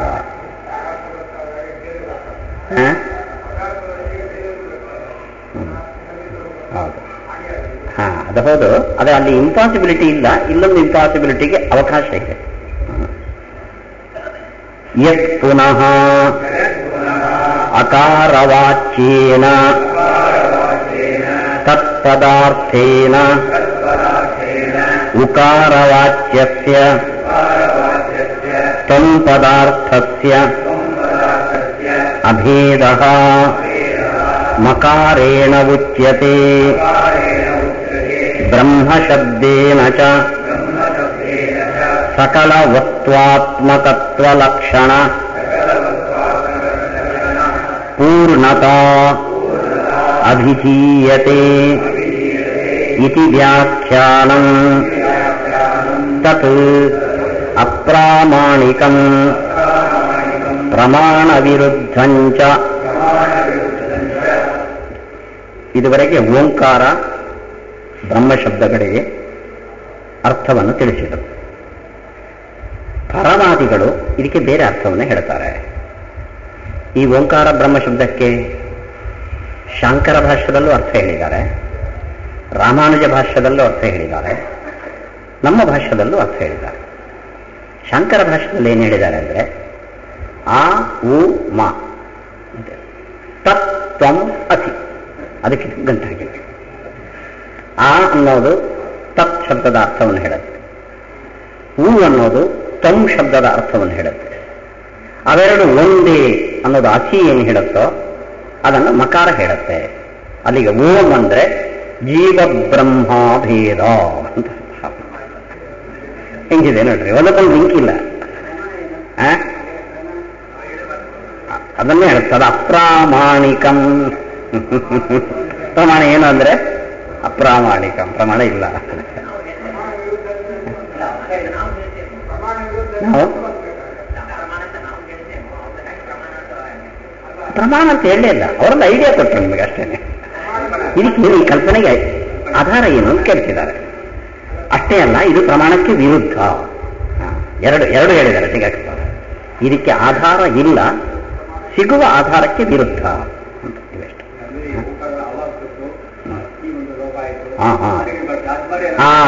ಆ ಅವಯವ ಅರ್ಥವನ್ನು ಕೊಡದೆ ಒಟ್ಟೊಂದು ಕಾಲ್ಪನಿಕ ಅರ್ಥ ಹೇಳಿದ್ದಾರೆ.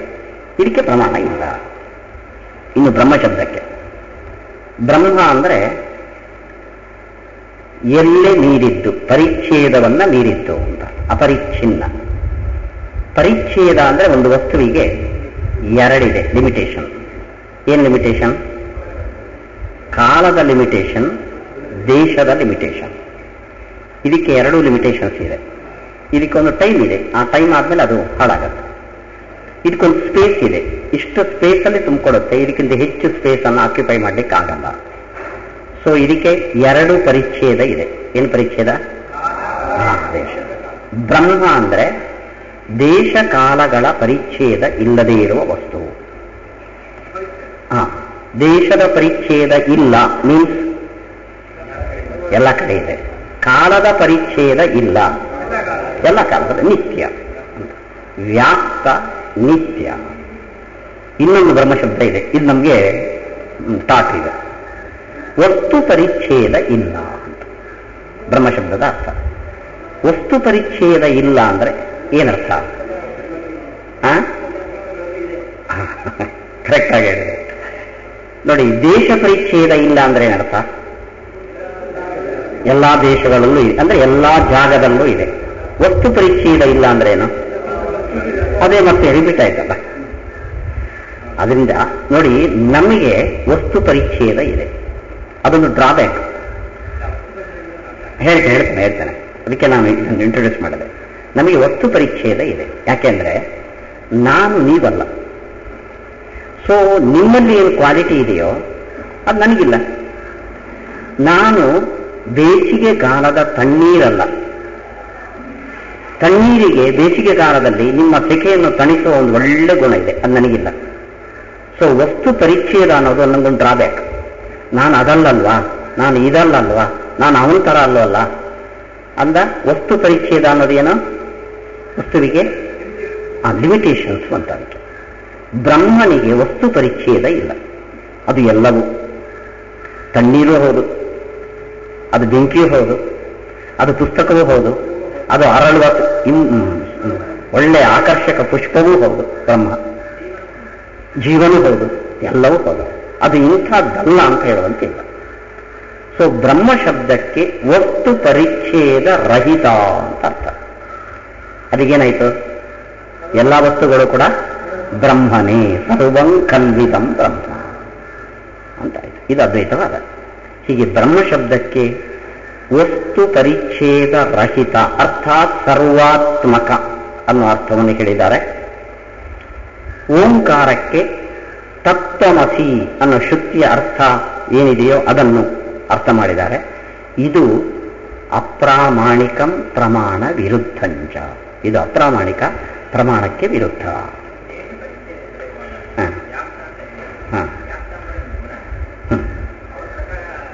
ಅದು ಗುಣನೇ, ಅದನ್ನು ನಾವು ಒಪ್ಕೋತೀವಿ.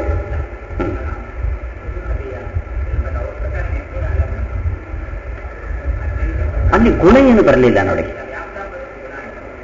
ಅಲ್ಲ, ಗುಣ ಅಂದ್ರೆ ಅವನಲ್ಲಿ ಇಂಥದ್ದೊಂದು ಇದೆ ಅಂತ ಹೇಳಬೇಕು. ಅವನು ವ್ಯಾಪ್ತ, ಇಷ್ಟೇ. ಇದರಿಂದ ಏನು ಅವನಲ್ಲಿ ನಿರ್ಗುಣತ್ವಕ್ಕೆ ಹಾನಿ ಏನು ಬರಲಿಲ್ಲ. ವ್ಯಾಪ್ತತ್ವ ಮೀನ್ಸ್ ವ್ಯಾಪ್ತ. ಮನುಷ್ಯತ್ವ, ಮನುಷ್ಯ ಈಕ್ವಲ್. ತತ್ವ ಅಲ್ಲ, ಅದು ಎಲ್ಲೆಡೆ ಇದೆ. ಅದನ್ನು ಗುಣ ಅಂತ ಕನ್ಸಿಡರ್ ಮಾಡಲ್ಲ. ಹೀಗೆ ನಮಗೆ ಅಲ್ಲಿ ತೊಂದರೆ ಕೊಡುವಂತಹ ಅಂಶ ಅಂದ್ರೆ ವಸ್ತು ಪರಿಚ್ಛೇದ ರಾಹಿತ್ಯ, ಸರ್ವಾತ್ಮಕತ್ವ. ಸೊ ಈ ಡ್ರಾಬ್ಯಾಕ್ ಅನ್ನ ಅವರು ಪರಿಹಾರ ಏನು ಮಾಡಿದ್ದಾರೆ ಅಂದ್ರೆ, ಅವನು ಎಲ್ಲವೂ ಹೌದು, ಆದ್ರಿಂದ ಅವನಿಗೆ ನನಗಿಂತ ಬೇರೆಯಾದ್ದೊಂದು ಇದೆಯಲ್ಲ ಅನ್ನೋ ಕೊರತೆ ಇಲ್ಲ. ಹೀಗೆ ಸರ್ವಾತ್ಮಕತ್ವವನ್ನು ಅವ್ರು ಹೇಳಿ ಆ ಕೊರತೆಯನ್ನು ನೀಗಿಸಿದ್ದಾರೆ. ನಾವು ಹೇಗೆ ನೀಗಿಸೋದು ಅದನ್ನ? ಕಂಟ್ರೋಲಲ್ಲಿದ್ರು ಅದಲ್ಲಲ್ಲ. ತಣ್ಣೀರು ಅವನಲ್ಲಲ್ಲ. ಬೇಸಿಗೆಯಲ್ಲಿ ತಣ್ಣೀರು ಒಳ್ಳೆ ಸುಖ ಕೊಡೋದು, ಅದು ದೇವರಲ್ವಲ್ಲ. ನೋಡಿ, ನೀರಿನಲ್ಲಿ ಆ ಗುಣ ಯಾಕೆ ಬಂತು ಅಂದ್ರೆ ಅವನು ಆ ಗುಣವುಳ್ಳವನಾಗಿ ನೀರಲ್ಲಿ ಇರೋದ್ರಿಂದ ನೀರಿಗೆ ಆ ಗುಣ ಬಂತು. ಸೊ ನೀರಿಗೆ ಆ ಗುಣ ಇದೆ ಅನ್ಕೊಂಡು ಬ್ರಹ್ಮನಿಗೆ ಅದು ಇಲ್ಲ ಅಂತ ಆಗಲಿಲ್ಲ. ಆದ್ದರಿಂದ ಬ್ರಹ್ಮನಿಗೆ ವಸ್ತು ಪರಿಚ್ಛೇದ ವೀಕ್ನೆಸ್ ಅಲ್ಲ ಅದು. ನಿಯಾಮಕತ್ವ ಮರೇ ನಿಯಾಮಕ ಅಷ್ಟೇ ಅಲ್ಲ. ಇವಾಗ ನಿಯಾಮಕರು, ನಾನು ಈ ಪುಸ್ತಕಕ್ಕೆ ನಿಯಾಮಕ, ಆದರೆ ಪುಸ್ತಕದಲ್ಲಿರುವ ಕ್ವಾಲಿಟಿ ನನ್ನಲ್ಲಿ ಇರಬೇಕು ಅಂತಿಲ್ಲ. ಬ್ರಹ್ಮ ಬರೀ ನಿಯಾಮಕ ಅಲ್ಲ, ತತ್ತದ್ವಸ್ತುಗಳಲ್ಲಿದ್ದು ತತ್ತದ್ವಸ್ತುಗಳಿಗೆ ಆ ಗುಣಧರ್ಮಗಳು ಇರುವಂತೆ ಮಾಡ್ತಾನೆ. ಯದ್ಯದ್ವಿಭೂತಿ ಮತ್ಸತ್ವಂ ಶ್ರೀಮದೂರ್ಜಿತಮೇವ ವಾ ತತ್ತದೇವಾವಗಚ್ಚತ್ವಂ ಮಮ ತೇಜೋಂಶ ಸಂಭವಂ. ಯಾವ ವಸ್ತುವಿನಲ್ಲಿ ಆ ಗುಣವು ತೋರ್ತಾ ಇದೆಯೋ ಅದು ನನ್ನಿಂದಾಗಿ ಆಗ್ತಾ ಇದೆ. ನಾನು ಆ ಗುಣವುಳ್ಳವನಾಗಿ ಅಲ್ಲಿದ್ದೇನೆ. ಶಕ್ತಿ ಪ್ರಬೋಧಕ ಬೇರೆ, ಅಲ್ಲಿರುವ ಗುಣಗಳು ಅವನ ಗುಣದಿಂದಲೇ ಬಂದಿದೆ. ಅವನು ಬಿಂಬ, ಇದು ಪ್ರತಿಬಿಂಬ. ಪ್ರತಿಬಿಂಬದಲ್ಲಿ ಏನು ಬರುತ್ತೋ ಅದು ಬಿಂಬದಲ್ಲಿ ಇಲ್ಲ ಅಂತಿಲ್ಲ, ಬಿಂಬದಲ್ಲಿ ಇದ್ದಿದ್ದೇ ಬಂದಿತ್ತು. ಆದ್ದರಿಂದ ವಸ್ತು ಪರಿಚ್ಛೇದ ಅನ್ನೋದು, ವಸ್ತುವಿನ ಭೇದ ಅನ್ನೋದು ಅವನಿಗೆ ವೀಕ್ನೆಸ್, ಒಂದು ಡ್ರಾಬ್ಯಾಕ್ ಅಂತ ನಾವು ಪರಿಗಣಿಸಬಾರದು.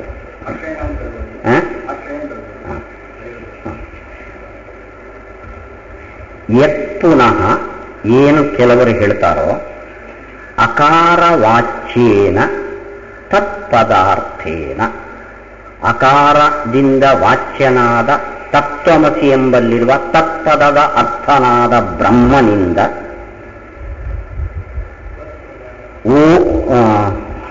ಉಕಾರ ವಾಚ್ಯಸ್ಯ ಯಾವುದು ತಂ ಪದಾರ್ಥಸ್ಯ, ಯಾವುದು ತಂ ಪದಾರ್ಥ? ಜೀವರು. ಜೀವರು ತಂ ಪದದ ಅರ್ಥ ಜೀವರು, ಅದು ಉಕಾರದ ಅರ್ಥ ಜೀವರು. ಅಭೇದ ಮಕಾರೇಣ ಉಚ್ಯತೆ. ಓ ಮಕಾರ ಅವೆರಡು ಒಂದೇ ಅಂತ ಹೇಳುತ್ತೆ. ಅಸಿ ಶಬ್ದದ ಅರ್ಥ ಮಕಾರ, ಅಸಿ. ಮಕಾರೇಣ ಉಚ್ಯತೆ. ಬ್ರಹ್ಮಶಬ್ದೇನ ಚ, ಬ್ರಹ್ಮಶಬ್ದಕ್ಕೆ ಏನರ್ಥ? ಸಕಲ ವಸ್ತ್ವಾತ್ಮಕತ್ವ ಲಕ್ಷಣ ಪೂರ್ಣತಾ. ಬ್ರಹ್ಮಶಬ್ದಕ್ಕೆ ಪೂರ್ಣ ಅಂತ ಅರ್ಥ. ಪೂರ್ಣ ಅಂದ್ರೆ ಏನು? ಸಕಲ ವಸ್ತುವು ಅವನೇ ಅಂತ. ಅಭಿಧೀಯತೆ ಇತಿ ವ್ಯಾಖ್ಯಾನಂ ತತ್ ಅಪ್ರಾಮಾಣಿಕಂ. ಇದಕ್ಕೆ ಪ್ರಮಾಣದ ಆಧಾರ ಇಲ್ಲ. ಪ್ರಮಾಣ ವಿರುದ್ಧಂಚ, ವಿರುದ್ಧ ಬೇರೆ, ಆಧಾರ ಇಲ್ಲ ಬೇರೆ. ಇದು ವಿರುದ್ಧವೂ ಆಗಿದೆ, ಪ್ರಮಾಣದ ಸಪೋರ್ಟು ಇಲ್ಲ. ಇನ್ನು ರಾಮಾನುಜ ಭಾಷ್ಯದಲ್ಲಿ ಇದಕ್ಕೇನು ಅರ್ಥ ಹೇಳಿದ್ದಾರೆ ಅಂತ ಹೇಳ್ತಾರೆ ನೋಡಿ. ಯತ್ತು ಆಪ್ತೇಹಿ ಆದಿಮತ್ವಾದ್ವಾ ಇತ್ಯಾದಿ ಓಂಕಾರಸ್ಯ ನಿತ್ಯ ಶುದ್ಧ ಬುದ್ಧ ಮುಕ್ತ ಸ್ವಭಾವಂ ಸರ್ವಜ್ಞಂ ಸರ್ವಶಕ್ತಿ ಸಮನ್ವಿತಂ ಇತ್ಯಾದಿ ಬ್ರಹ್ಮಶಬ್ದಸ್ಯ ವ್ಯಾಖ್ಯಾನಂ ತತ್ ಜೀವಾದಿ ವ್ಯತಿರಿಕ್ತ ವಸ್ತು ಸಾಧನ ಅವಿರೋಧೀತಿ ಸ್ಫುಟಮೇವ. ರಾಮಾನುಜರಲ್ಲಿ ಓಂ ಅನ್ನೋದಕ್ಕೆ ಅಕಾರಕ್ಕೆ ಆಪ್ತೇಹಿ ಆದಿಮತ್ವಾದ್ವಾ ಅನ್ನೋ ಅಕಾರಕ್ಕೆ ಅರ್ಥ, ಉಕಾರಕ್ಕೆ ಉತ್ಕೃಷ್ಟತ್ವಾದುಭಯತ್ವಾದ್ವಾ, ಮಕಾರಕ್ಕೆ ಮಿತೇಹಿ ಅಪೀತೇರ್ವಾ ಅಂತ ಇಷ್ಟಾರ್ಥ ಹೇಳಿದ್ದಾರೆ. ಹೀಗೆ ಓಂಕಾರದ 3 ಅಕ್ಷರಗಳಿಗೆ ಎರಡೆರಡು ಅರ್ಥದಂತೆ 6 ಅರ್ಥಗಳನ್ನು ಹೇಳಿದ್ದಾರೆ. ಎಲ್ಲಿ? ರಾಮಾನುಜ ಭಾಷ್ಯದಲ್ಲಿ. ಅದನ್ನು ನಾವು ಒಪ್ಕೋತೀವಿ. ಯಾಕೆಂದ್ರೆ ಪ್ರಮಾಣ ಇದೆ, ಪ್ರಮಾಣಕ್ಕೆ ಅವಿರುದ್ಧ. ಈ ಅರ್ಥವನ್ನು ಎಲ್ಲಿಂದ ಹೇಳಿದ್ದಾರೆ ಅವರು ಅಂದರೆ ಮಾಂಡೂಕೋಪನಿಷತ್ತಿನಲ್ಲಿ ಇದೆ. ಮಾಂಡೂಕೋಪನಿಷತ್ತು ಓಂಕಾರದ ವ್ಯಾಖ್ಯಾನ. ಅಲ್ಲಿ ಅಕಾರಕ್ಕೆ ಈ ಅರ್ಥ ಅಂತ ಹೇಳಿದ್ದಾರೆ, ಉಕಾರಕ್ಕೆ ಈ ಅರ್ಥ ಅಂತ ಹೇಳಿದ್ದಾರೆ. ಅದನ್ನೇ ರಾಮಾನುಜ ಭಾಷ್ಯ ಹೇಳಿದ್ದಾರೆ. ಅದನ್ನ ಪ್ರಮಾಣ ಸಮ್ಮತ, ಪ್ರಮಾಣದ ವಿರೋಧ ಇಲ್ಲ, ಅದನ್ನು ಒಪ್ಪಿಕೊಳ್ತೇವೆ. ನೆಕ್ಸ್ಟ್ ಬ್ರಹ್ಮ ಶಬ್ದಕ್ಕೆ ನಿತ್ಯ ಶುದ್ಧ ಬುದ್ಧ ಸರ್ವಜ್ಞಂ ಸರ್ವಕರ್ತಾರಂ, ಇದು ಬ್ರಹ್ಮ ಶಬ್ದದ ಅರ್ಥ ಅಂದರೆ ಓಕೆ, ಇದನ್ನು ಒಪ್ಕೊಳ್ತೇವೆ ನಾವು. ಯಾಕೆಂದ್ರೆ ನಾವು ಯಾಕೆ ಒಪ್ಕೊಳ್ತೇವೆ ಅಂದರೆ, ನಾವು ಒಪ್ಕೊಳ್ಳೋದಕ್ಕೆ ಮೇನ್ ಬೇಸ್ ಏನು ಅಂದರೆ ಬ್ರಹ್ಮ ಶಬ್ದದಿಂದ ಜೀವ ಜಡ ವಿಲಕ್ಷಣನಾದ ಒಂದು ಚೇತನನ ತಿಳಿಸ್ಬೇಕು. ಬ್ರಹ್ಮ ಶಬ್ದ ಶುದ್ಧ ಬುದ್ಧ ನಿತ್ಯ ಸರ್ವಜ್ಞ ಸರ್ವಕರ್ತನನ್ನು ತಿಳಿಸಿದರೆ ನಾವಲ್ಲ, ಅಲ್ಲ ಜೀವಭೇದ ತಿಳಿಯಿತು. ಅಲ್ಲ ಜೀವಭೇದ ತಿಳಿಸುವ ಅರ್ಥವನ್ನು ನೀವು ಮಾಡಿದರೆ ಓಕೆ, ನಮಗೆ ಅದರ ವಿರೋಧ ಇಲ್ಲ. ಅಂದ ರಾಮಾನುಜ ಭಾಷ್ಯದಲ್ಲಿ ಈ ಎರಡು ಶಬ್ದಗಳಿಗೆ ಏನು ಅರ್ಥವನ್ನು ಹೇಳಿದಾರೋ ಅದನ್ನ ನಾವು ನಿರಾಕರಣೆ, ಆಚಾರ್ಯರು ನಿರಾಕರಣೆ ಮಾಡಲಿಲ್ಲ, ಅನುಮತನೂ ಆಗಿದೆ. ನಿರಾಕರಣೆ ಮಾಡಲಿಲ್ಲ, ಅದು ಅನುಮತ. ಶಂಕರ ಭಾಷ್ಯದಲ್ಲಿ ಏನು ಅರ್ಥ ಹೇಳಿದ್ದಾರೆ ಅದು ಪ್ರಮಾಣಕ್ಕೆ ವಿರುದ್ಧ ಮತ್ತು ಪ್ರಮಾಣ ಸಮ್ಮತ ಅಲ್ಲ. ಯಾವುದು? ಜೀವಬ್ರಹ್ಮ ಅಭೇದವು ಪ್ರಮಾಣ ವಿರುದ್ಧ ಹೇಗೆ ಅಂತ ಅಲ್ವಾ? ಜೀವಬ್ರಹ್ಮ ಅಭೇದವು ಪ್ರಮಾಣಕ್ಕೆ ವಿರುದ್ಧ. ಅದು ಜೀವಬ್ರಹ್ಮ ಐಕ್ಯವನ್ನು ನಾವಿಲ್ಲಿ ಖಂಡನೆ ಮಾಡ್ತೇವೆ ಜಿಜ್ಞಾಸಾಧಿಕರಣದಲ್ಲಿ. ಮುಂದೆ ಐಕ್ಯವು ಶಾಸ್ತ್ರದ ತಾತ್ಪರ್ಯ ಅಲ್ಲ ಅಂತ ಖಂಡನೆ ಮಾಡ್ತಾರೆ. ನೇಹನಾನಾಸ್ತಿ ಕಿಂಚನ ಅನ್ನೋದಕ್ಕೆ ಐಕ್ಯ ಪರತ್ವ ಇಲ್ಲ ಅಂತ.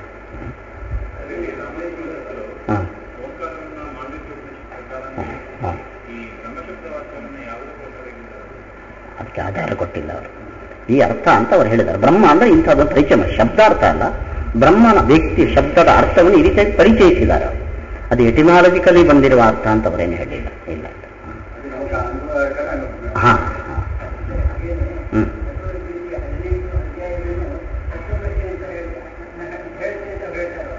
ಹೇಗೆ ಹೇಗೆ ಹೇಳಿ?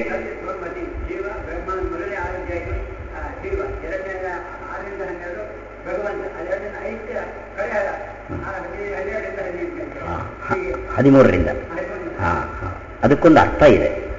ಯಾಕೆಂದ್ರೆ ಮೊದಲ 6 ಅಧ್ಯಾಯದಲ್ಲಿ ಜೀವನ ಬಗ್ಗೆ ನಿರೂಪಣೆ ಇದೆ ಬ್ರಹ್ಮಸೂತ್ರದಲ್ಲಿ. ಆಮೇಲಿನ 7ನೇ ಅಧ್ಯಾಯದಿಂದ 12ರವರೆಗೆ ಪರಮಾತ್ಮನ ಬಗ್ಗೆ ನಿರೂಪಣೆ ಇದೆ. 13ರಿಂದ ಕ್ಷೇತ್ರಜ್ಞಂಚಾಪಿ ಮಾಂ ವಿದ್ಧಿ ಅಂದ ಕೃಷ್ಣ. ಏನ್ ಹೇಳ್ದ? ಕ್ಷೇತ್ರಜ್ಞ ಅಂದ್ರೆ ಜೀವ, ನಾನೇ ಜೀವ, ಶುರುವಾಯ್ತು ಅಭೇದ. ಹೀಗೆ ಮೊದಲನೇ ಅಧ್ಯಾಯ ತನು ಪದಾರ್ಥದ ವಿವರಣೆ, 2ನೇ 6 ಅಧ್ಯಾಯಗಳು ತತ್ಪದಾರ್ಥದ ವಿವರಣೆ, 3ನೇ 6 ಅಧ್ಯಾಯಗಳ ಗುಂಪು ಅಭೇದದ ನಿರೂಪಣೆ. ಆದರೆ ಇಲ್ಲಿ ಆ ಊ ಮಾ ಅನ್ನೋಲ್ಲಿ ತತ್ತು ತಮ್ಮ ಅಂತ ಹೇಳಿದ್ರೆ ಅದೊಂದು ಗಿಮಿಕ್ ಆಯ್ತು ಹೊರತು ಅರ್ಥವತ್ತಾಗಲ್ಲ ಅಷ್ಟೇ. ಹೌದು ಹೌದು ಹೌದು. ಯತ್ತು ಆಪ್ತೇಹೇ ಆದಿಮತ್ವಾದ್ವಾ ಇತ್ಯಾದಿ ಓಂಕಾರಸ್ಯ ನಿತ್ಯ ಶುದ್ಧ ಬುದ್ಧ ಮುಕ್ತ ಸ್ವಭಾವಂ ಸರ್ವಜ್ಞಂ ಸರ್ವಶಕ್ತಿ ಸಮನ್ವಿತಂ ಇತ್ಯಾದಿ ಬ್ರಹ್ಮ ಶಬ್ದಸ್ಯ ವ್ಯಾಖ್ಯಾನಂ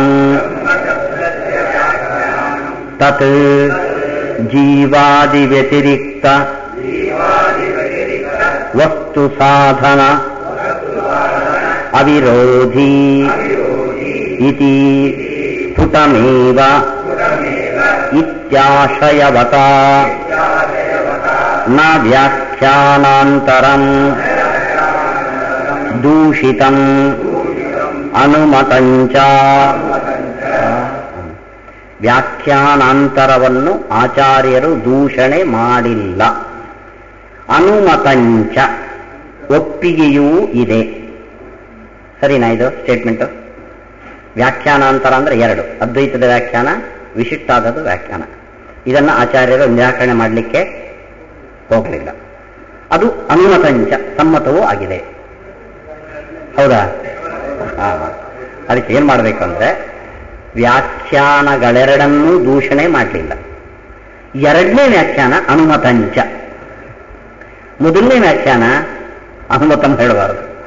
ಆ ಮೊದಲನೇ ವ್ಯಾಖ್ಯಾನವನ್ನು ದೂಷಣೆ ಮಾಡ್ಲಿಕ್ಕೆ ಹೋಗ್ಲಿಲ್ಲ ಆಚಾರ್ಯ. ಯಾಕೆ ಮಾಡ್ಲಿಕ್ಕೆ ಹೋಗಿಲ್ಲ? ಅದು ಅಪ್ರಾಮಾಣಿಕ, ಪ್ರಮಾಣಕ್ಕೆ ವಿರುದ್ಧ ಅಂತ ದೂಷಣೆ ಮಾಡ್ಲಿಕ್ಕೆ ಹೋಗಿಲ್ಲ. 2ನೇದನ್ನು ದೂಷಣೆ ಮಾಡ್ಲಿಕ್ಕೆ ಹೋಗಿಲ್ಲ. ಯಾಕೆ? ಅದು ಸಮ್ಮತ.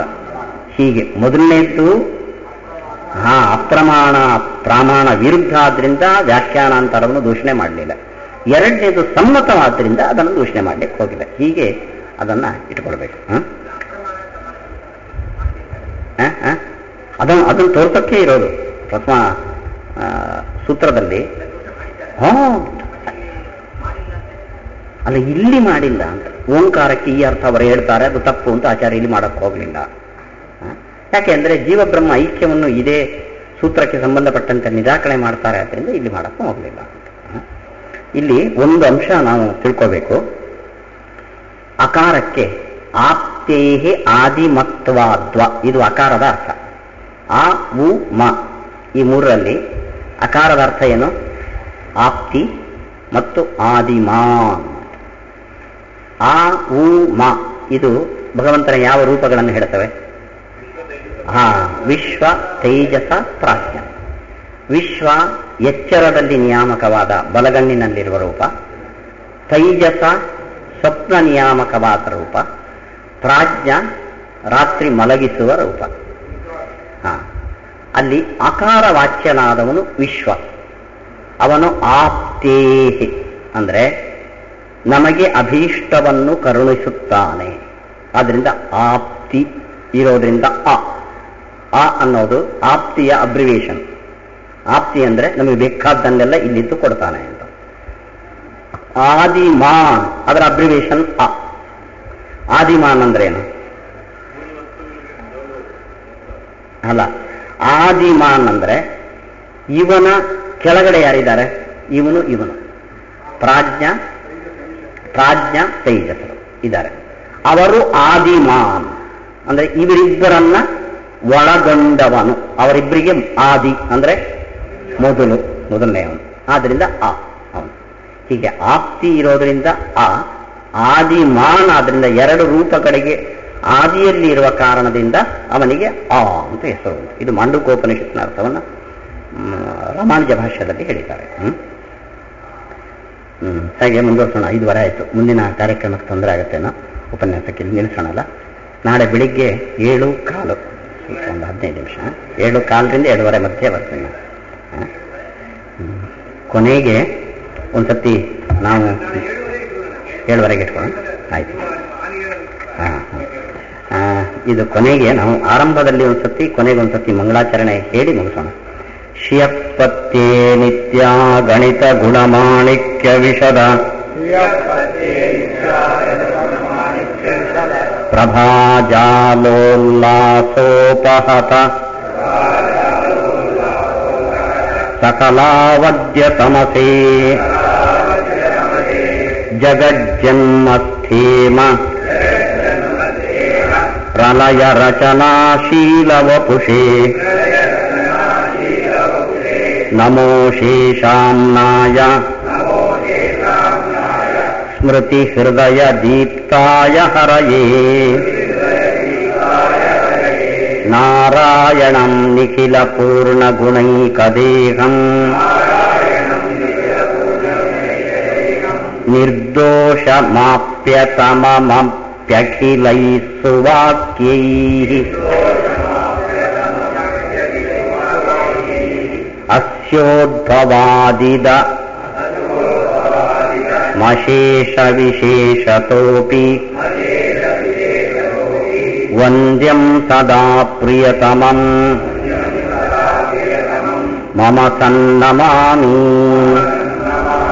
ಶ್ರೀಕೃಷ್ಣಾರ್ಪಣಮಸ್ತು.